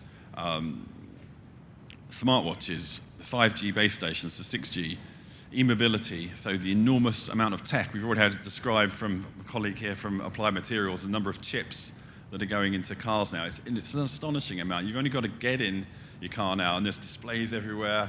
It's taking as much of the decisions away from you as possible, and it's a pleasant place to be. It's like a mobile smartphone now. Of course, as well as the smartness of the car, there's the e-mobility side of the car, the power, the silicon carbide, the GaN that's going into that, and that's core to us as well. And then quantum technology. There's, of course, semiconductor applications there where we are playing a part, but also the commercialization of quantum technology. What is it we're going to be able to do with it? We had the example of drug development that was mentioned by one of my colleagues just now. So a really, really exciting place for us to be as Oxford Instruments. And what's interesting is how we transition as a company. So when I talk about compound semiconductor, I almost describe it as a child version of the silicon industry. And we're at this stage where we're very, very quickly growing up, and our market is going from relatively a quite small slice of the total capital market of semiconductor equipment to actually a growing slice. And we're taking the lessons of the large capital equipment suppliers like Applied, and working out how to apply those to our company and our markets that we're going after. So here This slide talks about how we work with our customers, and if we go back 20 years, the model was, well, we would build a product and give it to the customer, and they would do some things with it, and everything was okay. Of course, we don't work like that anymore, and we can't work like that anymore if we want to solve the world's challenges. So what we've seen is a transition from supplying a piece of hardware to supplying a recipe on how you use this hardware, moving into the process control of the device, and ultimately really becoming a key partner in enabling our customers' success. And that's the same when we're looking at sustainability. Want to take just a couple of examples now. So many of you will have been on the technology tour at the beginning of the events day, and you will have seen GaN RF devices. Well, GaN is also very, very important to us, not just from the RF side, but also from the power semiconductor side as well. So we're seeing this being adopted by industry. So the early examples you would see are these nice fast chargers you see on the phones, in particular on the Apple phone. But now we're seeing this beginning to be adopted by data centers. And this technology has enormous benefits. So number one, the volume of the device is around about 1/3 of a typical silicon transistor. And by adopting this technology, you can actually you can have a 5% energy efficiency improvement, which is utterly immense. If you imagine the number of these devices going into a data center, the volume this will save and the heat this will save and the energy it will save, this is a game changer in terms of the number of dollars in terms of energy use. It's just immense. So this is super exciting business for us. My last example I want to talk about is silicon carbide, and this is a really good example of how we work together with our customers. So the process you see across the top of the slide there is a typical silicon carbide value chain, going from the crystal growth as the ball is grown into an ingot, and then it's sliced into the individual wafers. And traditionally, once the wafers have been sliced, they would be polished using CMP, chemical mechanical polishing, which is a technology that's been around for a very, very long time. And of course, it's doing a good job, but also it has its drawbacks. It uses a lot of energy, it uses a lot of water, and it's prone to damaging the wafers. So they slice them slightly thicker, so they're more robust. Now, if you introduce a new technology, say an etch-based technology from somebody like us, you can actually replace that CMP process and use an etch process instead. And that means you can use thinner wafers, which means you get more material from your ball. It means there is less wastage. It means there is less chemical usage. It means there is less water usage. So that potentially has a huge impact on our customers' sustainability footprint. I want to finish on this slide now. So, of course, sustainability is core to our business, and the DHG protocol is overarching for everything. This is our guide for us to really work out where we can help our customers and where we can do better as a business. The digital passport will play a key role, and you will see this introduced over the next 3 years or so. The opportunities of our partners is only going to grow, because as these problems come to the front, people are going to need more and more partners to work with them to help them resolve these issues, like the silicon carbide example that I just showed you. And for compound semiconductor, the opportunity is absolutely huge, and I'm very excited to be part of that industry. I end on that note, and thank you very much for your time today, and just want to reiterate my congratulations to ITRI. So thank you very much indeed.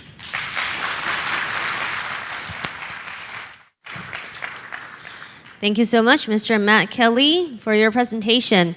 And this will conclude our first half of the forum. And let's take a 5 minutes, really short break. And after you come back, we will continue with more speeches and discussions. 那接下来呢，我们要进行一个非常短的休息，我们5分钟的休息时间。那也请各位呢，在5分钟之后准时回到现场，我们有下半场非常精彩的议程和座谈等着各位。所以请大家呢，在5分钟之后，帮我们再度回到现场，谢谢。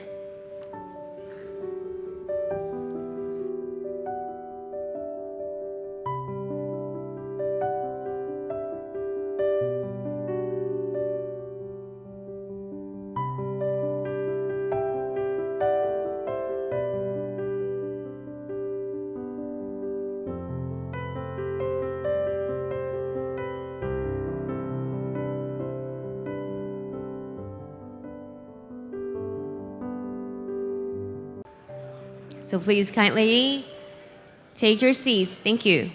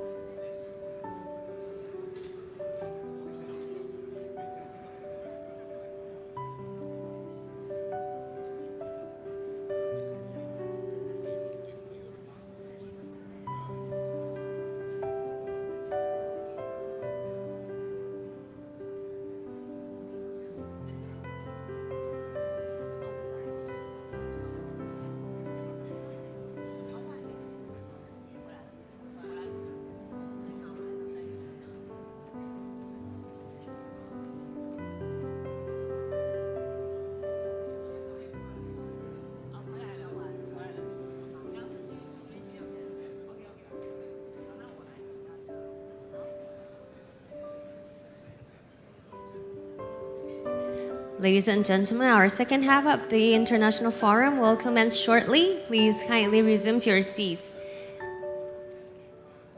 Thank you so much. 我们接下来下半场精彩的国际论坛即将要开始，麻烦各位贵宾帮我们加速脚步进入会场内，也尽速就座，谢谢。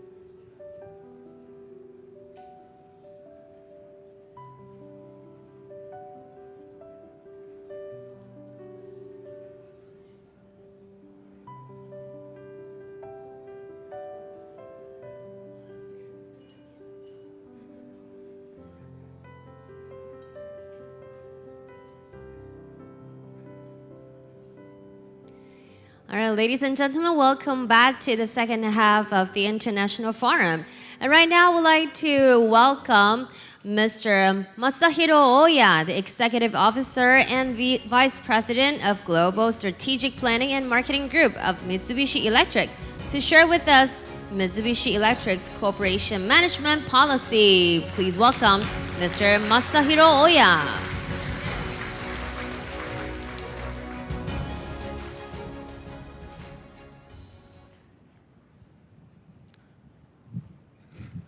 So, good afternoon, everybody. So, my name is Masahiro Oya. So, my name is Oya. So, in Taiwan, it means touch how. So, it's great my honor to be here as a representative of Mitsubishi Electric Corporation. And first of all, I would like to congratulate ITRI on your 15th anniversary. Congratulations. It's a great history and great step for the next 15 years. Congratulations again. So today, so I would like to share Mitsubishi Corporation's philosophy and also our sustainable strategy. Okay. So I'm now I have an honor to have a responsibility for the global operation, and I have a couple chance to come to Taiwan, and every time, so I enjoy staying in Taiwan and have a conversation with people in Taiwan. So let me start the corporate overview. So Mitsubishi Electric,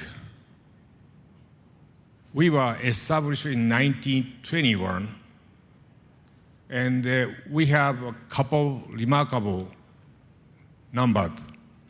The first one is 100 years. So in 2020, we had the 100th years anniversary of our company. Now it's 103rd years. So next our target is to have another 100 years. So to achieve this, so we have to be sustainable.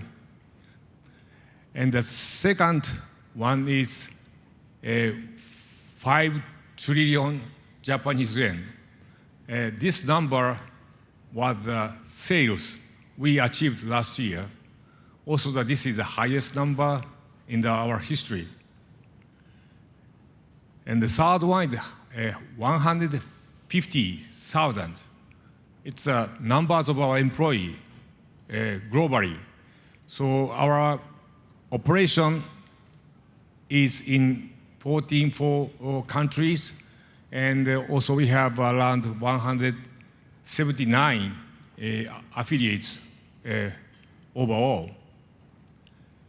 And the final number I would like to introduce is fourth in the world and first in Japan.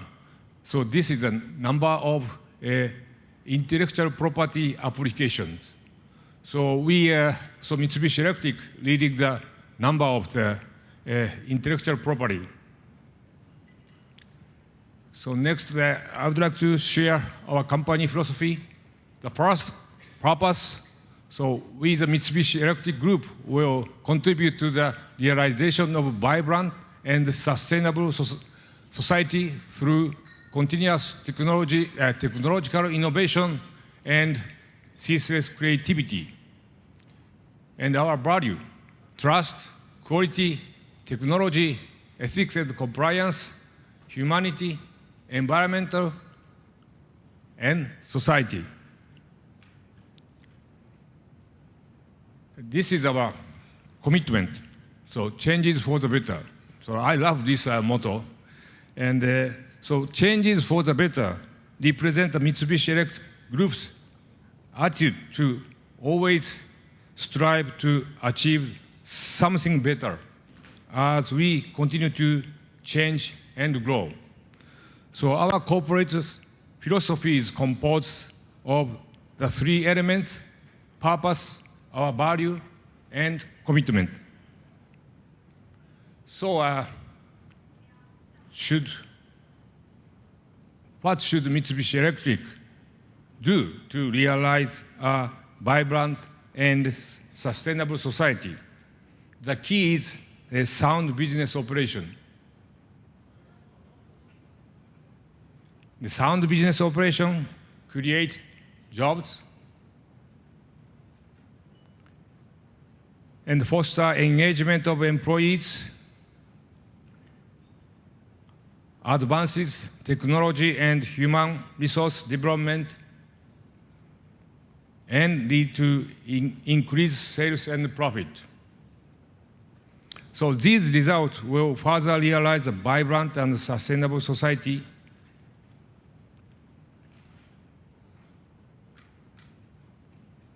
So environmental preservation and comfortable life. So the sound business operation is foundation for sustainability. So there are our products and services. So we are committed to the concept of green and digital innovation for a carbon neutral and sustainable society. So from home product to space system, so we offer full range of product for the global market. So let me introduce briefly in our operation in Taiwan. Our first business was in 1949, so a long time ago. And now there are 6 group companies here.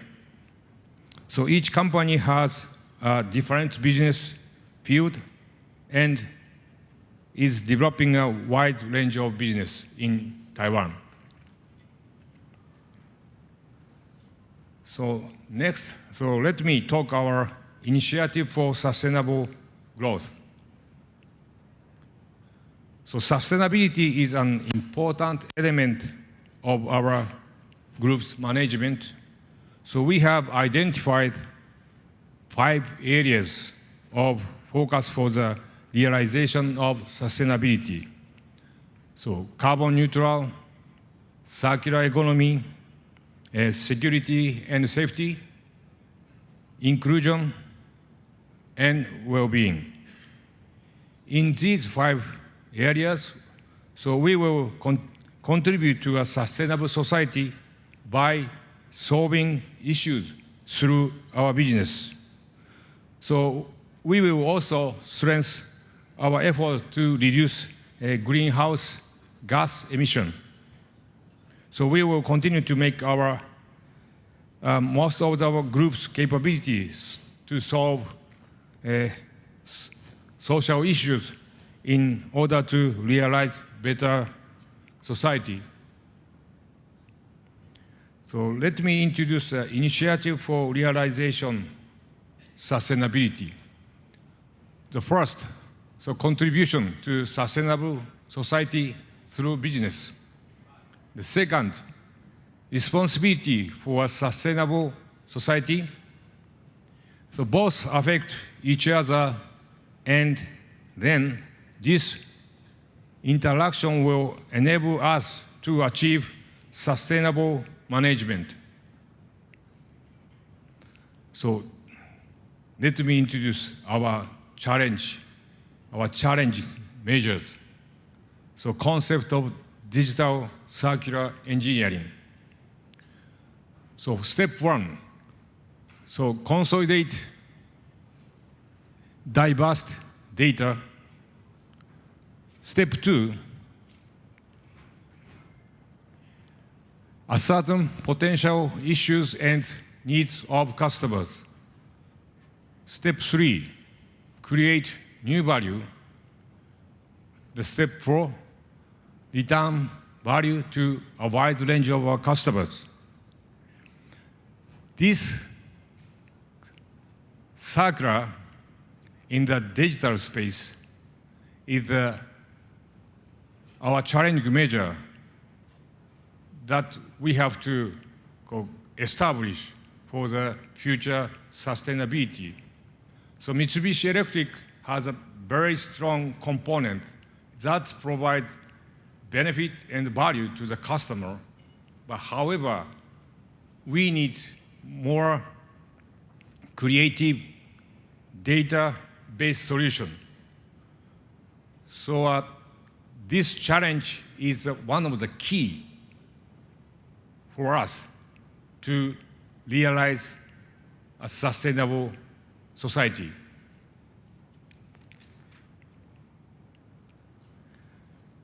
We have identified 4 themes to strengthen our innovation and management foundation for sustainable growth. So today, I would like to briefly explain our innovation strategy. So our most recent strategy and initiative to accelerate the construction of digital infrastructure and space, as I mentioned, so digital circular engineering. So we built digital platform and space. So actually, we established the DX Innovation Center in Japan. And second one is the co-create with external parties. Actually, we strengthen business academia collaboration, starting with the Mitsubishi Electric at the University of Tokyo. And another one is started with Kao Corporation, the Japanese chemical company, to sort trial of plastics utilizing our advanced sorting technology through our new trial, so Open Technology Bank. Open Technology Bank is our new strategy to utilize and maximize the benefit of our IP, intellectual property. And also that in addition to those, we have set the rate of digital patent application. Solution-related patent, 30% more. So AI-related patent, 13% more. So we will promote open innovation with technological capability and creativity. So at my last presentation, I would like to show our video. So for our changes for the better, greater than campaign. Please enjoy.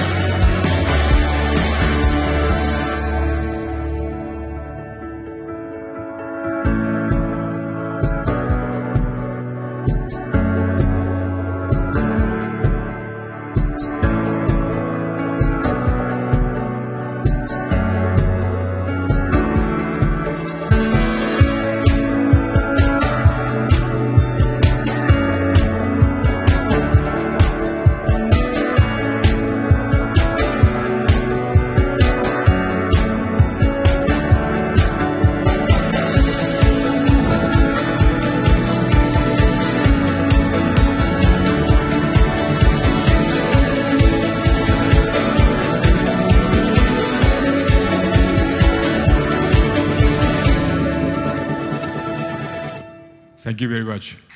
Thank you so much, Mr. Masahiro Oya. Thank you for your presentation, Changes for the Better. And right now, we'd like to welcome Mr. Rainer John, the Research Funding Corporate Strategy Coordinator at AVL Liz GmbH, to talk about collaborative innovation in ECS for mobility, Taiwan's strategic role in digitization and AI integration. Please welcome Mr. John. Okay. So good afternoon. It's really a honor to be here, and I enjoy it very much. The first thing I would like to mention is I enjoy the positive atmosphere.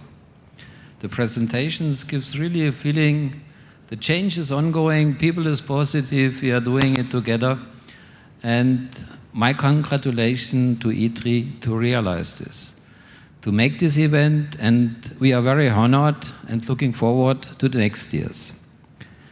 One topic I would like to mention, this is mutual trust. We get the mutual trust to you, to ITRI, in the past, in the projects we did together.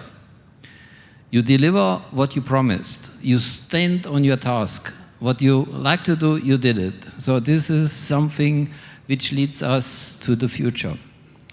Future is about commitment. Commitment, if you knew two people and they would like to go together, they would like to stay together. They do one thing.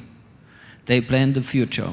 And planning the future in organization means we are looking forward, what are our plans, what are our ideas, what are our roadmaps. And the roadmaps, that is something I would like to discuss today, starting with the success story from three, namely collaborative projects. And first of all, with happy birthday, it's all going on. Autodrive. Autodrive is a project together with, was looking in highly automated driving, SIA level 4 and 5, together with Mercedes. They provided this nice picture. So that means safety en route, safety in traffic, safety in the system is something which is highly important. So we talk together what is needed from the Taiwan perspective.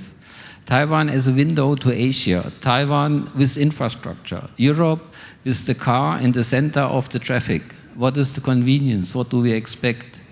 And these changes need all the things that means collaborative, understanding, seeing different perspectives. And coming here, working together gives us this. So that means to create an environment where you get input, trustable input and ideas, and maybe also the solution in terms of the technology.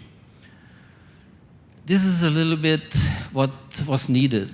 We developed fail-aware, fail-safe, fail-operational technologies. The reason behind this, if you look in the aviation industry, they do this in a very advanced way. So that means, from my perspective, learning from this will help us. You see here a multi-propulsion aircraft, which is showing what is expected, how did they do the technology, and how could we realize it in the automotive world. This shows a little bit what's the reason behind the semiconductors, what's about the integration that are technical means. I would not like to go too deep in technical means, but show the way from the history. The way from the history shows we started in 2009, 2012. We made the first humble experience with EV propulsions, and up to Autodrive, which shows then fully operational, fail operational systems with 2 times 250 kilowatt, and the integration in this reached the highest level. So that means of integration what we had on a worldwide scale. To show a little bit also the technical world, that means the engines, the motors, the electrical propulsion systems for fail operational EV systems, for an aircraft, for buses. So that means propulsion is a key topic where we work together. Looking into the topic of the history, that means on the left-hand side, you see the projects where we worked in efficiency, still a key part, in the functional integration, in the multi-propulsion approaches, redundancy, complexity, increasing complexity, fail operational topics, fail-aware topics. So that means also to predict what is needed to make a system efficient, safe, and operable. Then you see a step towards on the right side, starting with integrating AI in our systems. That means looking how can AI facilitate the understanding of the systems? How can we foresee maybe the lifetime? How can we foresee the failure behavior? How can we foresee safety topics? That means in an overall way to see the ecosystem, the efficiency, the material substitution, reduce yield losses is the way and the means towards sustainability. Sustainability, carbon depth visibility, the environment on its own, components and data for a cyclic economy. That means working on these topics means to implement the ideas. It's not only to have the vision, but we need to have the mission and the implementation to really make it happen, what will be in 2030 and 2035 when the future goes on. Clean, connected, and collaborative is the way how we do and how we will do it in the further future. Oh, okay. AI for the Eye is going then on the way that we implement AI in the technologies. This was been the steps on the silicon basis. This was been the steps in the application. The collaboration between the European funded project AI4DI and Taiwan was a very fruitful and a very interesting part. How and what are the perspectives? How did we implement it? What was the results? And to use cross-cutting requirement in the digitalization. Digitalization is the key. And in this way, accelerating the digital revolution for the industry on the silicon-born AI was the key, and it was when also when NVIDIA starts the initiative. So that means this is pre-competitive research, and I think this is the key to also align the future. It's not only the companies are in these projects, but it's the academia, the institutes. Contributions from ITRI are key to understand what is their perspective, what is the perspective together, and how can we solve it. This is a little bit the landscape, just to give you a glimpse. So Taiwan on the very right side, Europe, the countries in Europe, so it's about a consortia with 50 partners, maybe in the range of 20 to 15 countries from Europe. Taiwan as a window to Asia, and in this way, working together is the key to get success. This is a little bit the picture which should lead to the future. That means the topic is, it's not to build ends, that's not the idea. But the idea is to give you a look how simple animals can work together. They are maybe not consciousness. They still build a bridge, and the individuum is not knowing about that they build a bridge. They're just doing. So that means there are algorithms around which we call emergent. Emergent algorithm is something when, I call it simple things work together for something better and the common socialization. And if you look on the messy traffic on the right-hand side, such algorithms, not high-performance computing, not all the power we have to put in a car, which is maybe not needed, but the algorithms which helps also the ends to do something together, to build these bridges, would away, just as a kind of intuitive idea how we could do it in the future. How to realize this? Here is the way, and what we foresee is we will have products, goods and services which are more human-centered, which show a little bit what humans need. And if you see all your presentations, all your thinking, we are based on values. That means we have ethical values. We look into how we can design a society with rules, with efforts, which lead to a better future. And this talks about how can we do it in a technical way. You see here a stack which is two-layered. We need to build an advanced hardware. We need to build these software-defined systems. And these software-defined systems for the integration will be built on AI. So that means different technologies in AI are needed to develop the future systems, to cooperate, to collaborate, and I would like to show a short picture how we can do this. Synergy for me is the newest project. We are currently in planning, so ITRI is part of it. They will help us with technology, which is very important for sustainability, and to show you our current thinking. Currently, we are looking in a car. So we own a car, the car drives around, but we need to look how this car will develop.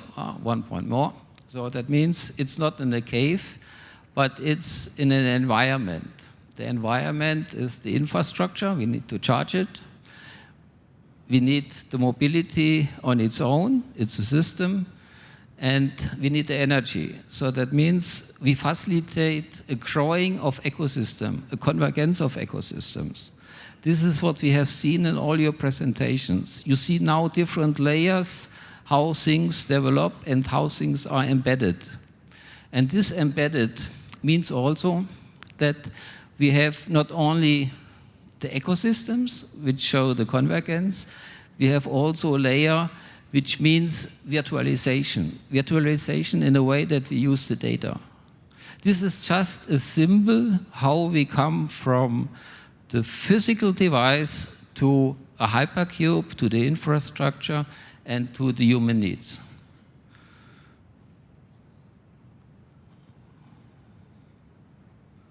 Software-defined applications. And the last topic is quantum correlations and advantage.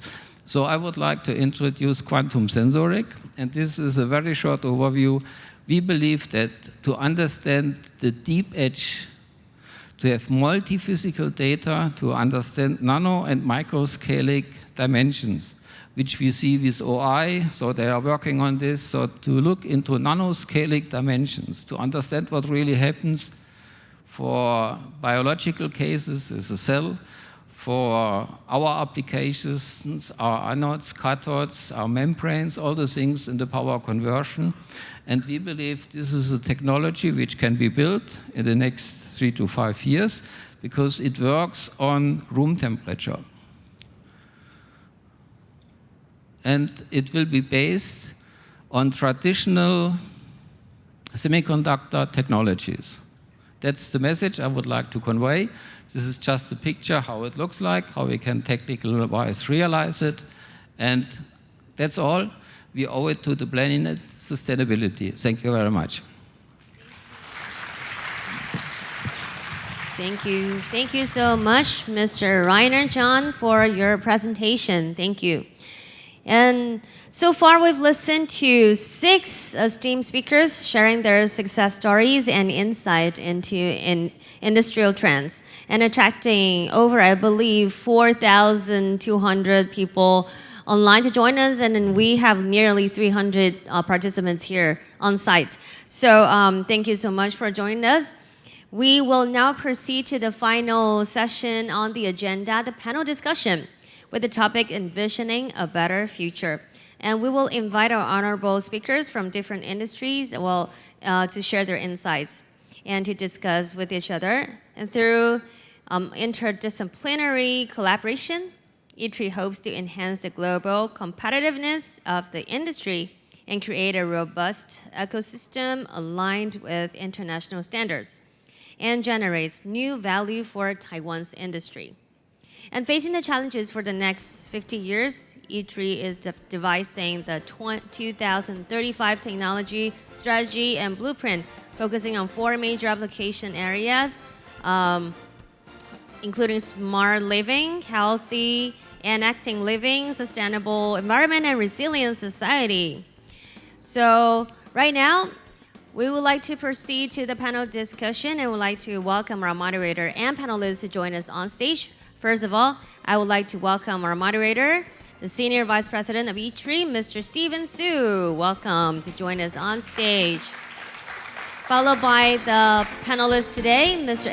Erix Yu, the President of Applied Materials Taiwan Group, and also Mr. Andrew He, President of Corning Display Technologies Taiwan, and Mr. John Lee, Director of Merck Group in Taiwan, and Mr. Matt Kelly, Managing Director of Oxford Instruments Plasma Technology, and Mr. Masahiro Oya, Executive Officer and Vice President of Global Strategic Planning and Marketing Group of Mitsubishi Electric, and also Mr. Rainer John, the Research Funding Corporate Strategy Coordinator at AVL Liz GmbH. A warm welcome to you all, and now I will hand the session over to Mr. Stephen Su. Mr. Su, please. All right, thank you for the people on site and also for the people online still.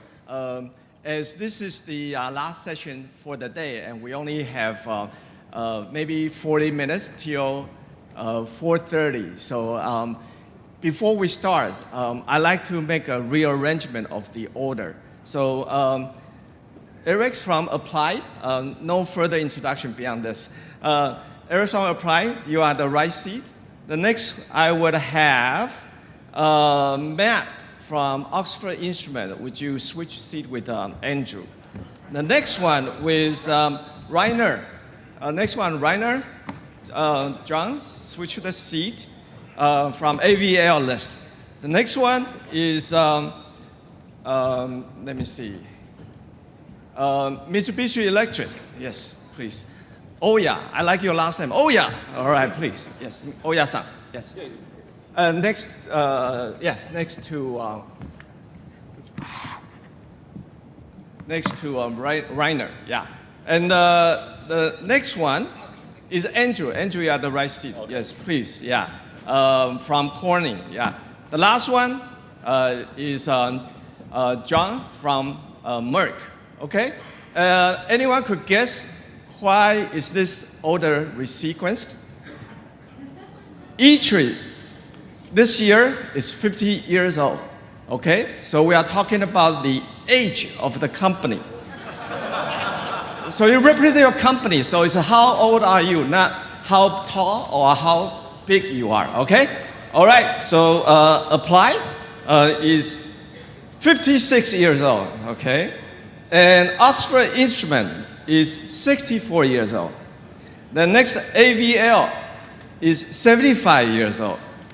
Mitsubishi Electric, if we're not talking about the big conglomerate, is 102 years old. You are very old now, okay? And then even older, Corning, take a guess, 172. And Merck, if you listen to his presentation, how old is Merck? 355 years old.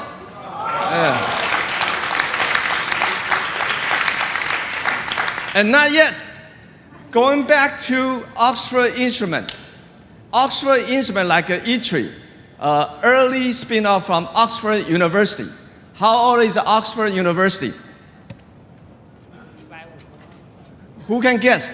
927 years old. All right, so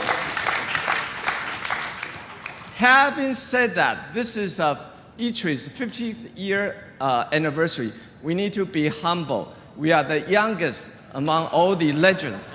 And it's very lucky that Taiwan, as it is today, ITRI as it is today, we heard from your presentation, we owe it to all your international collaboration effort with us. And really appreciate that with, with our panel, even the time is very short. Going back to ITRI's 2035, without further ado, we added one very key domain about resilient society, in addition to smart living, quality health, and also sustainable environment. Many of them talk about sustainability.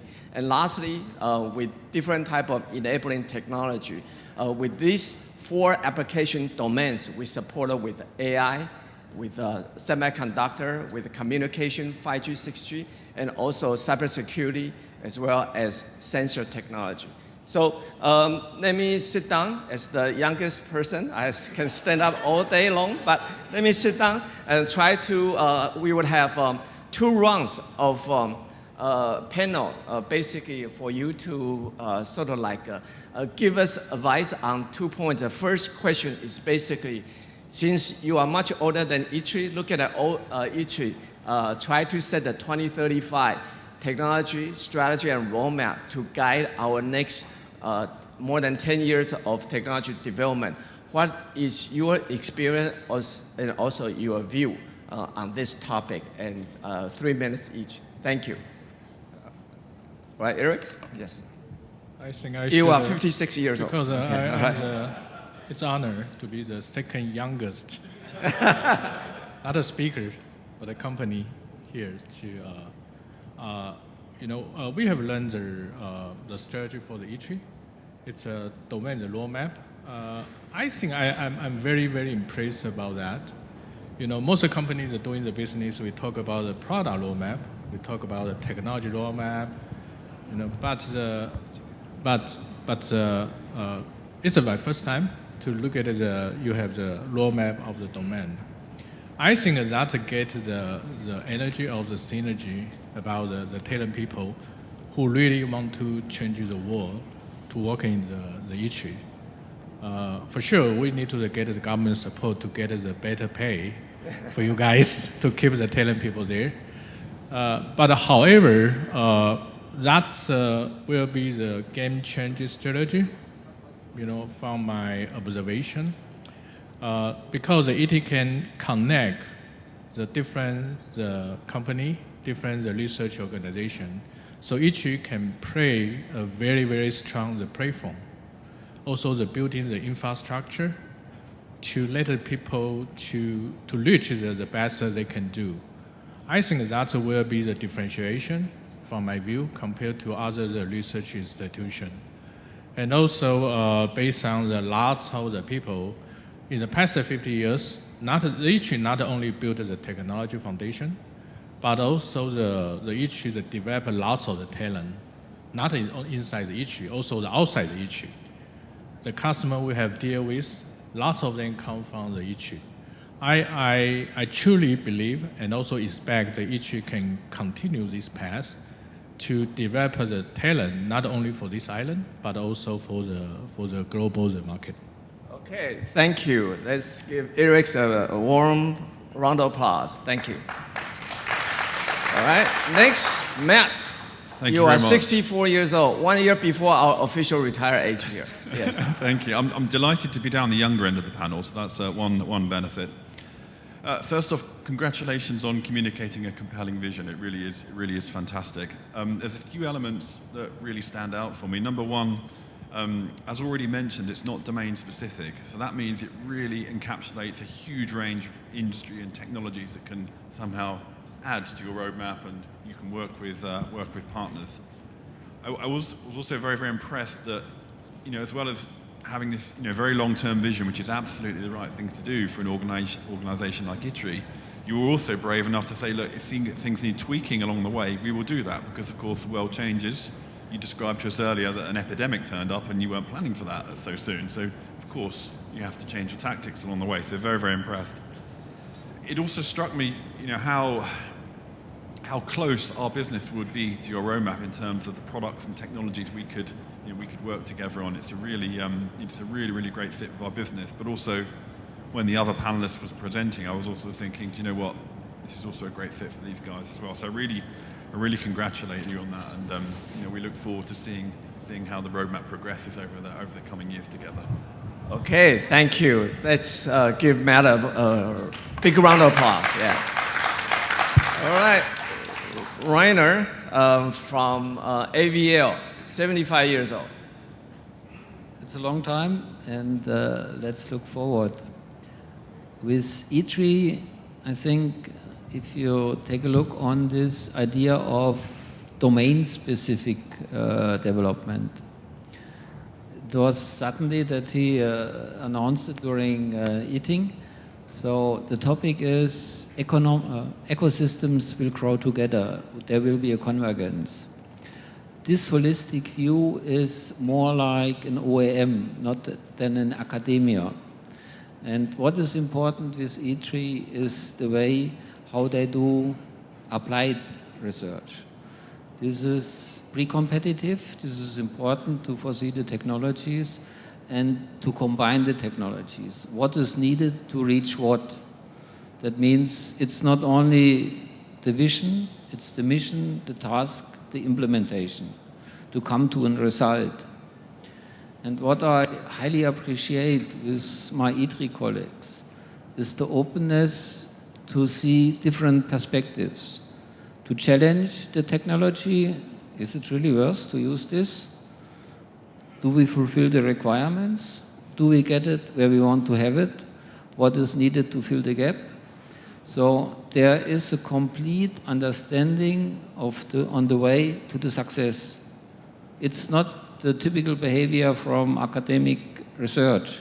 This is top-down, understand what is needed in the industry and what is needed in the application. So to realize things, to accomplish the task is a key element to get success. So, and this is what I see in everybody's mind here.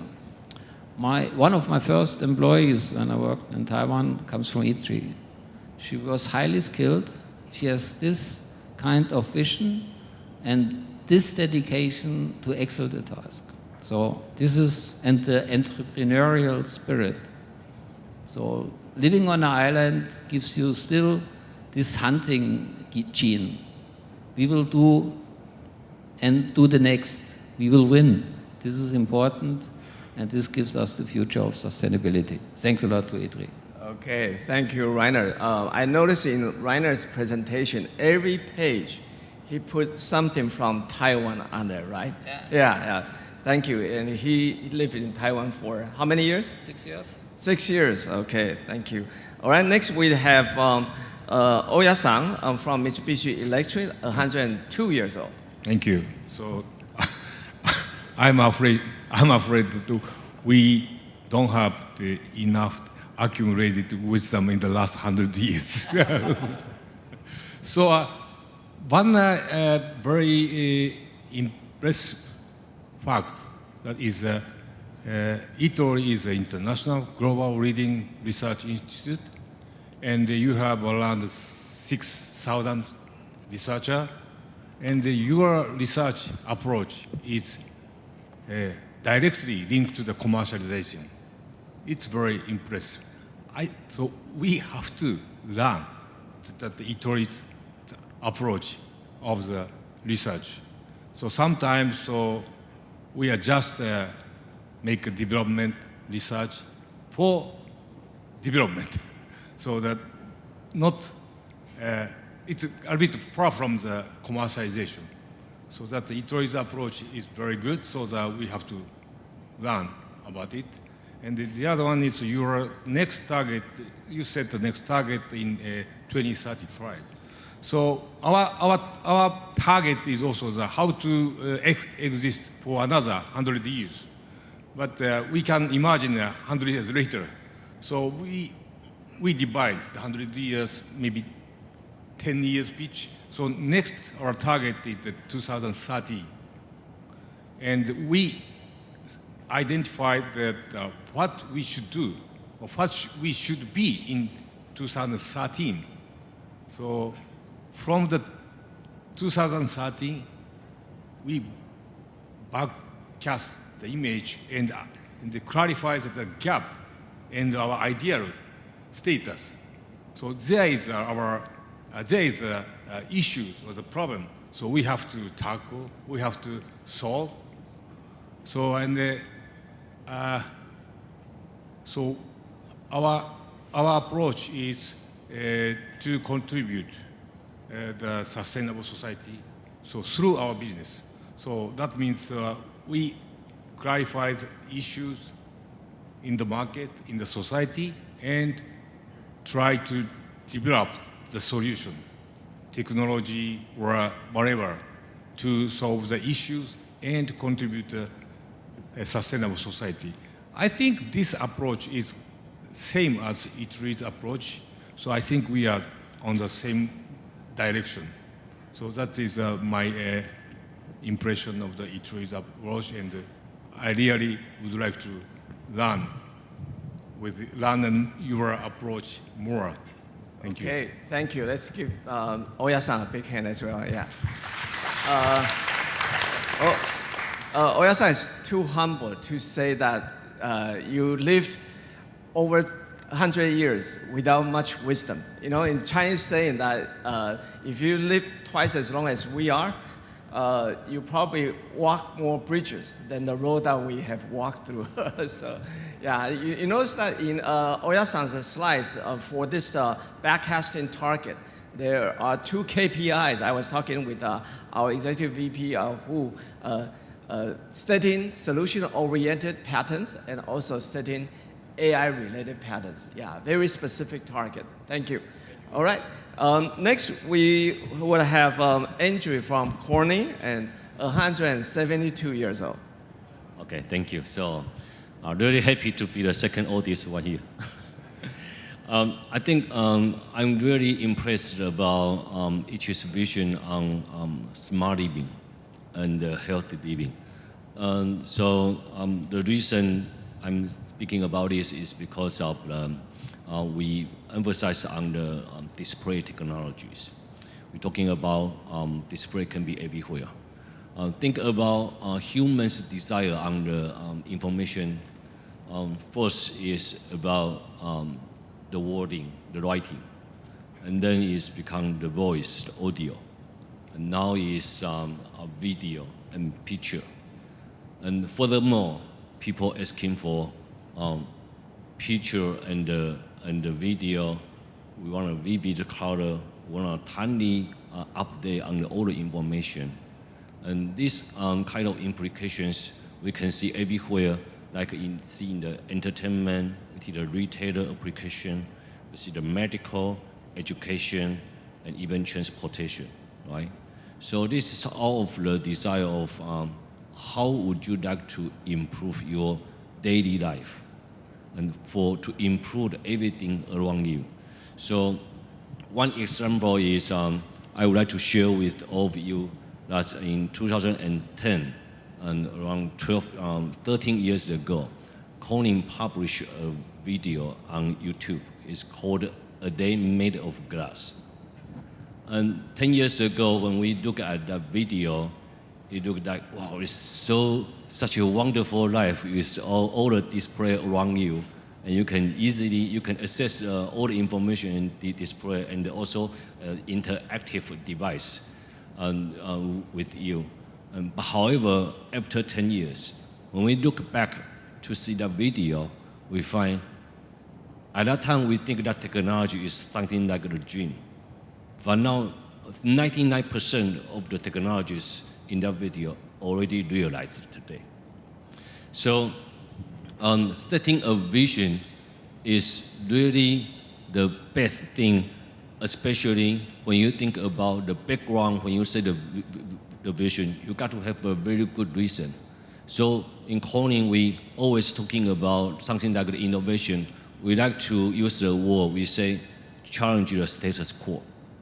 Yeah. Always challenge the status quo because you can find something different and you can always find something different to improve it. Yeah, that's my sharing.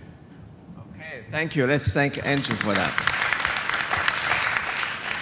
Next, we would have John from Merck Group, 355 years old. So how can ITRI catch up with you in 305 years? Stephen, we could easily swap the seats. That's a shortcut. You know, I was a little bit surprised at the time we were all on the stage and Stephen asked us to change the seats. I was thinking maybe this kind of the speed dating that we need to change the seats. Yeah, no, just a joke. And you know, I have been usually the youngest in the class since I was starting from the kindergarten, elementary school, all the way to college. But today, I'm representing the oldest among the group. So this is quite a journey, quite a change. Among all the four areas that Stephen, that you just pointed out, I think sustainability really touched my heart. Merck has been driving sustainability and human progress through product innovation, cross-sector innovation, and also digital innovations. And guess what? I have seen this. You know, ITRI has been doing so without, you know, telling everybody, but I have been doing this for many, many years. ITRI is the powerhouse of the innovation for Taiwan. That my peer speakers, they already mentioned that. For several years, that ITRI already brought the technology to Taiwan society and a lot of spin-off from ITRI. So TSMC is a good example. My first engagement with ITRI, that was way back to like early 90s. And back then, if you look at the organization structure of ITRI of early 90s compared to what they have today, you see that they also embark on the cross-sector innovation. So it's not all, there are a lot of interdisciplinary collaboration within ITRI as well. and digital innovation is also being realized at ITRI. So I really appreciate and admire the powerhouse in ITRI and the capability that ITRI has. So I very much look forward to your next 50 years. Hopefully by then, Stephen, if I'm invited again, so don't ask me to change the seats on the stage. I could be too old by then. Thank you. All right, thank you, John. Thank you. I have to mention this. All our speakers today have one type of more of collaboration with ITRI, with different types of fields and also with different length of period. And the next round of our panel discussion, I think I want to change the tone a little bit. I think we are not inviting you here today to just talk about how good ITRI is. I think we heard many of the words already, but with your experience and with your experience in your company history and also working with ITRI, can you tell us one or two advisory how ITRI or what we represent Taiwan's industry can do better in terms of international collaboration? Yeah. So things that your company must be do well in certain international collaboration. And knowing ITRI, knowing Taiwan industry, can you give us, the audience, on site and also on hand, how can we do better based on your experience leading ahead? Yes? Is that a good enough question? Okay. No more how good ITRI is, okay? We heard too much of that. Our president and chairman are not here yet. They already left, okay? All right, so they might be online, so that's okay. All right, Erix? Actually, that's a good question. You know, I thinking about that because ITRI is really the data the foundation of the current Taiwan, especially for the high-tech industry, right? The best case is TSMC now becomes the leading company of the semiconductor manufacturing, and also the other good companies. So when I think about this question, I think about what we are doing. I have been in the company 30 years in applied materials. So our company 56 years. So probably you don't know, actually we just do the one thing. We are doing the things to have the lots of research on the materials engineering. We think about what materials that can be used on the silicon wafer. So what is the performance? You know, how to use that. Then it's what I would say. We are not an equipment company. We are more like the science company. We need to have the breakthrough on the science. Then we figure out how to make it the equipment. Equipment just a bridge from the science to engineering to commercialization. So that's how we really focus on in the 50 years, also in the next 50 years for applied materials. So I really impressed about the roadmap of the domain. Also, I have another high expectation for the ITRI to think about what ITRI can be the best class in the world in which areas. Then you spend the money, you spend the talent there, you know, to develop this technology in the next 10 years, 20 years, 30 years, even the 50 years. I think that will give the different situation for the ITRI, and also can be move the ITRI to the next level. It's not the guarantee, but I think that we can capture opportunity to make the ITRI as the best class in the world. Okay, that's thank my you. perspective. Thank you. Let's hold our applause until the very end from now on. So very well, to the next level or tier with focus and also best in class. All right, next we have Matt. Yeah, thank you very much. It's you've put us in a difficult position to criticize you. It's such a prestigious and impressive organization, but maybe I'll try just a few comments. So first off, maybe from a slightly selfish perspective, I'm convinced there's even more we could be doing together in power semiconductor. It's going to be such a pivotal technology for the future, so it could be one for you to consider. The second point that springs to mind is I really love the way you describe these 4 key applications: the smart living, the quality health, sustainable environment, and the resilient society. And you very deliberately said, look, we don't want to talk too much about the smaller kind of steps, which are the technology steps, which I think you're right. But it might be interesting to consider what the overarching technologies are. So, for example, with the quantum, not just the hardware, the refrigerators, the semiconductor, but how do you actually turn these applications into genuinely commercial opportunities? I think would be a really interesting thing to look at. And similarly, I think on the AI side of it, AI will drive all of these topics. And having an overarching capability there might be something to consider. And then the final point is,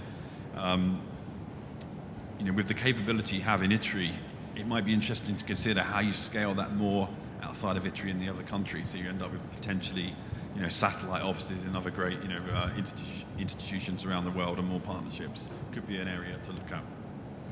Thank you. Right. Thank you, Matt. Semiconductor, quantum, computing, communication, AI, and satellite offices. Yeah, we often look up to from Harvard. One thing that we don't have is research institute or labs outside of Taiwan. Yes, yeah, that's something that we have been discussing. Yes. All right, Rainer. Yes, it's very hard to criticize you or to find a way what is helping best, but there was yesterday a saying, we are only a small island. I think we can learn from COVID. That's a virus. You have great ideas, and what a virus does is he is contagious, he spreads. Spread your ideas, don't be shy. And that means building, you are confident. So that's a personal behavior. That's nothing to do with the vision, with the mission, and the knowledge you have. Go in contact. And one of the things I observe in the projects, there is often kind of how to get up to organization along the value chains, the supply chains, how people work together. Don't be shy. Push the others. That means it's not only the way to have the best knowledge, it's the way to convince others, make friends. This was one of my early mistakes. When somebody told me, yes, you solved the problem, but you didn't communicate it. You don't make the friends to get it ready. And I think this is a common topic for all of us. Don't be shy, be a virus. Thank you. Thank you, Rainer. Yeah. Many years ago, there is a Taiwan apparel company. They have advertising saying that if you are small, there's not much you can do, but you can dress more colorful to bring attention. I think being small Taiwan, we have to survive first, but then semiconductor and other ICT industry that step by step that we begin to have more strength, but we still have that constraint, and therefore that it's more pertinent. We are here today talking about international collaboration. Okay. Next we have Oya-san. Oh, thank you. So one thing, so I didn't mention in my presentation that we have another remarkable number, 50%. So the last year, so our overseas sales, beyond 50% of the total, our sales. So, but just still 50%. That means another 50% comes from Japan. So Mitsubishi Electric, we want to grow. We want to become more global company. So we don't set the actual target number, but so we want to increase overseas sales more and more. That is a key to grow. So in that case, so we need new technology, So ITRI we will follow ITRI, or ITRI comes with Mitsubishi Electric. That is one thing. And Mitsubishi Electric and ITRI has a long collaboration history. So especially for the factory automation or industrial mechanic field. So this is also this is also a potential field. There are room to grow. However, we need something new. So I mentioned that the Open Technology Bank, it's maximize or take advantage of our internal property. So visualize our intellectual property internally and also externally. So we want to utilize our IP with anybody who want to collaborate with us. So, and as Mr. Liu mentioned, that the AI field or solution field. So we are now focusing on. So we are happy to collaborate with ITRI in the AI field and also the solution, IT solution field. So if there are any chance, so I think Mitsubishi Electric is happy to collaborate with you, and we are happy to learn anything from you. I think this is one of our good strategy to grow in the global market. So together with you, thank you. All right, thank you very much. Over 50% sales overseas. All right, all right. All right, next we have Andrew. So thank you. So Corning has many collaboration projects with ITRI. As I mentioned, that our product and the technology is really in the full range, and the same ITRI as well. I think for international company like Corning, when we do the R&D, sometimes we find the products we need to prove the feasibility, but however, probably the market is not here. The market is the other country or something. But we don't need to have this technology proved in the market. We can prove here, and we have realized the market in the other country. For example, like remember I mentioned about we have the damage-resistant drug packaging, the glass packaging. So we have tests about the stability of the protein drug. But Corning in Taiwan, we do not have the access to this medicine, but ITRI does. So we can, through ITRI, we can, by cooperating with ITRI, we can access to have this medicine, so we can test the stability to realize this technology and product of the under feasibility.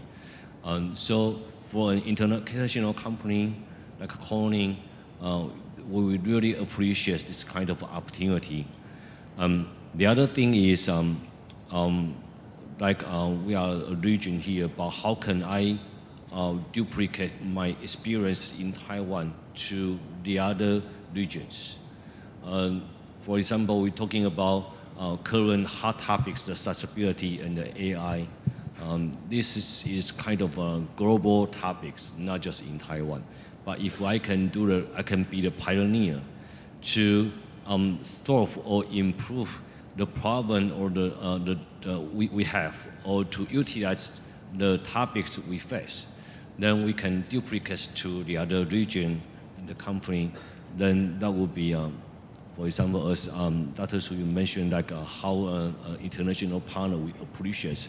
That would be something the international partner will be very appreciated. Yeah. All right, very appreciate that duplication and scale to other regions and other markets. All right, next we have John. Yeah, let me start with the semiconductor industry in Taiwan. If you look into our entire landscape in Taiwan, we see that we have very strong IC design, chip making, and packaging testing. They are either world number 1 or number 2. But somehow, we are lack of the capability or capacity in the upstream. For example, materials, for example, equipment. And that's the reason why Merck invests a lot.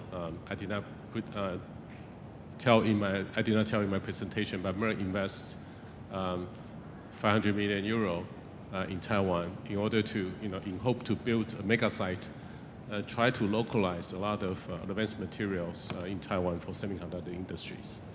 And I realized that, ITRI has been doing a lot of material innovation in these areas. So I think this is already, we're already in very good progress.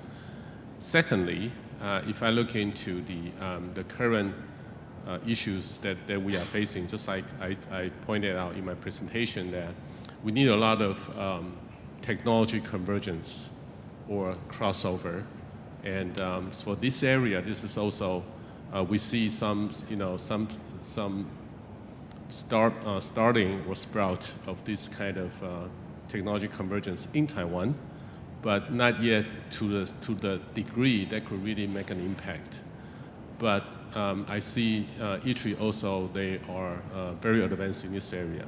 So putting these two together, my expectation to ITRI is also, Merck actually is very willing to work with the domestic players, and also together with ITRI, try to help strengthen our semiconductor supply chain resilience, as well as the technology convergence, in order to bring our industry to the next level. Okay, thank you, John. Thank you for that advisory for cross-disciplinary and also the upstream technology convergence. You know what? We actually catch up with time. We caught up with time. We have 10 more minutes. I'd like to open the floor for comments or questions. If we always hesitate, so I like to cue one of my best friends, Professor Charles Easley from Stanford, and he got his PhD from MIT. Would you please give us some question or comments? Yeah, he's here to help us incubate startup companies and from ITRI and other research institutes. Thank you so much, Stephen. Usually I'm the one cold calling on my students, so nice to be on the other end of it. I just want to echo the comments of the panelists also to wish ITRI a happy 50th birthday. So I think, some reflections on my side. I'll have to see if I come up with a question in the midst of this, but I heard really a lot of goodwill towards all the collaboration and opportunities that there are between ITRI and the industry, and certainly ITRI and us at Stanford as academic partners share that collaborative spirit and optimism for the future and all the opportunities that there are to do together. I also heard a lot of commonality across the panelists beyond the optimism and eagerness to continue the collaborations with ITRI. There was a lot on the opportunities that are there in sustainability and climate change, I think, as well as all of the challenges that the current revolution in AI and all the great applications and efficiency gains that's going to power, but also a lot of the hardware challenges that are there as well. So those are a couple of my reflections, and just really great to be here with you all and have a chance to celebrate this tremendous milestone for ITRI. All right, thank you, Chuck. Any other questions or comments? Yes, Jonathan.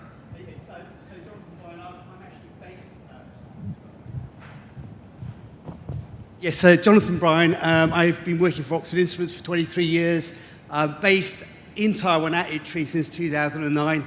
ITRI is a fantastic partner. Now, one of the interesting insights, we were part of a mission from the UK just last week where we had 20 small startups coming from the UK to the Semicon show. And I think one of the challenges is really helping external companies understand ITRI and where to go to. I was lucky, I was at a reception, and one of the wonderful staff, I think it was Claire, was present. I was able to connect this small startup from the UK with Claire, who was able to introduce this company. But how, I guess, companies and external parties can understand ITRI, how we can connect faster would be very useful from my side. And one just overall observation, looking across the tech companies present today, how also we can interconnect companies, because there's so many opportunities for us to collaborate to address the pressing challenges that we face. Thank you. Thank you, Jonathan. All right. Last question. May I also have the honor of our Executive Vice President, Dr. Hu. He is from Berkeley. Thank you, Stephen, and I would like to thank all the panelists and all the audience to attend today's ceremony. I don't really have a question, but I think we all talk about the innovation, and I think the openness, the open innovation is very important. So maybe I would like to ask my good friend, Oya-san from Mitsubishi. Because ITRI is a non-for-profit organization, so openness is always our policy. But for companies, if we want to collaborate with ITRI, I mean, how should we approach this relationship with openness in mind? Because in business, we always talk about profit and etc. So. I would like to ask, maybe you can make a few comments of, in the future, how can ITRI collaborate with private companies? Also, this question may be, I mean, if any panelist would like to answer, I will be appreciated. Thank you.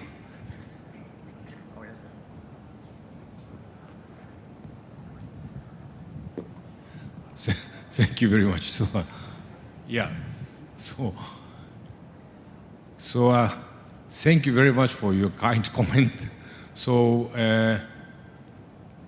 Mitsubishi Electric is a kind of private company, and also we have our own research and laboratory organization. But it's how can I say? Sometimes our research and the R&D center can be kind of blind, so just too much focus on the technology and without the commercialization or the actual benefit or the value to the society. So I think ITRI had, as I mentioned, ITRI has a different approach. Your researchers are always thinking about how to collaborate, how to commercialize, and how to make a collaboration or how to contribute to the society. So this kind of your kind of approach or thinking way is a great future or the great trait of ITRI. I think you had better take this advantage and approach to the private sector. So sometimes private sector don't have such kind of future. So that's also, I said, there are many things we have to learn. That's a wonderful future of ITRI. Thank you very much. All right, thank you, Oya-san. As we are coming to the end of the panel, I'd just like to make the final two comments, not a summary. One thing that resonates among different speakers today in terms of area that we could collaborate is actually sustainability, ecosystem, etc. And that's what I call that traditionally, most of us are in the manufacturing industry. We talk about supply chain, we talk about cluster, we talk about value chain, but I tend to use a new word called eco-chain. It's the eco-friendly ecosystem of supply chain.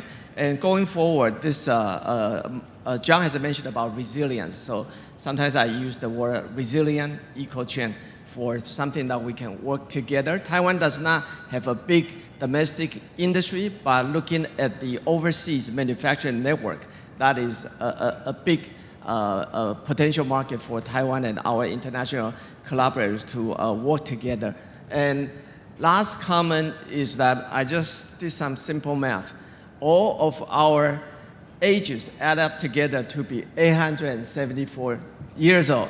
Yeah, but with that, we are still under Oxford University, 927 years old. So there is much more wisdom out there for us to collaborate and work together. And thank you with that. Thank you for your joining us and also your words of wisdom. Let's give the panelists and also our speakers today a big round of applause.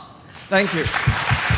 Thank you. Thank you for our moderator and all of our panelists. This is the most informative and also very interesting panel discussion. I would like to ask all of you to remain on stage to take a group photo. 不好意思，我们的摄影师，我们帮我们拍一张大合影。Maybe stand up, right? Yeah. Stand up and probably come 2 steps closer to the front. Yes. 好，我们也请副院长帮我们。And also, Charles, please join us on stage for the group photo. Thank you. 还有我们的行销长。好，我们在今天呢，哇塞 ，and we have like 4,000 participants. They all know your ages right now. All right, let's squeeze a little bit. 好。Please look at the photographer in the center. And at the meantime, this will conclude today's International Forum. Thank you for joining us today. Before you leave, please take a few moments to complete the questionnaire. We will show you the QR code later, but also you can scan the QR code outside at the reception. There's a QR code on the banner. And also, we have prepared a souvenir for you. This is a cake from Hsinchu. Thank you for all of your presence here today, either on site and online. I hope you have enjoyed today's International Forum.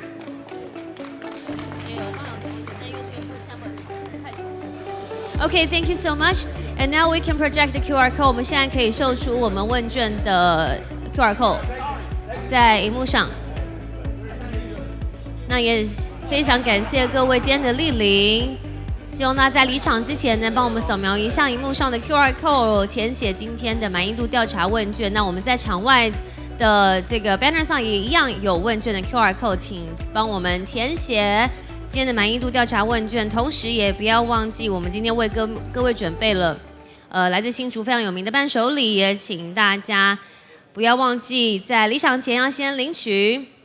Once again, I would like to remind you to take some time to complete the questionnaire. Now we have projected the QR code on the big screen. So thank you all for joining us today. Have a great day. 我们非常感谢今天的莅临，希望大家都收获满满，有一个充实愉快的一天。谢谢。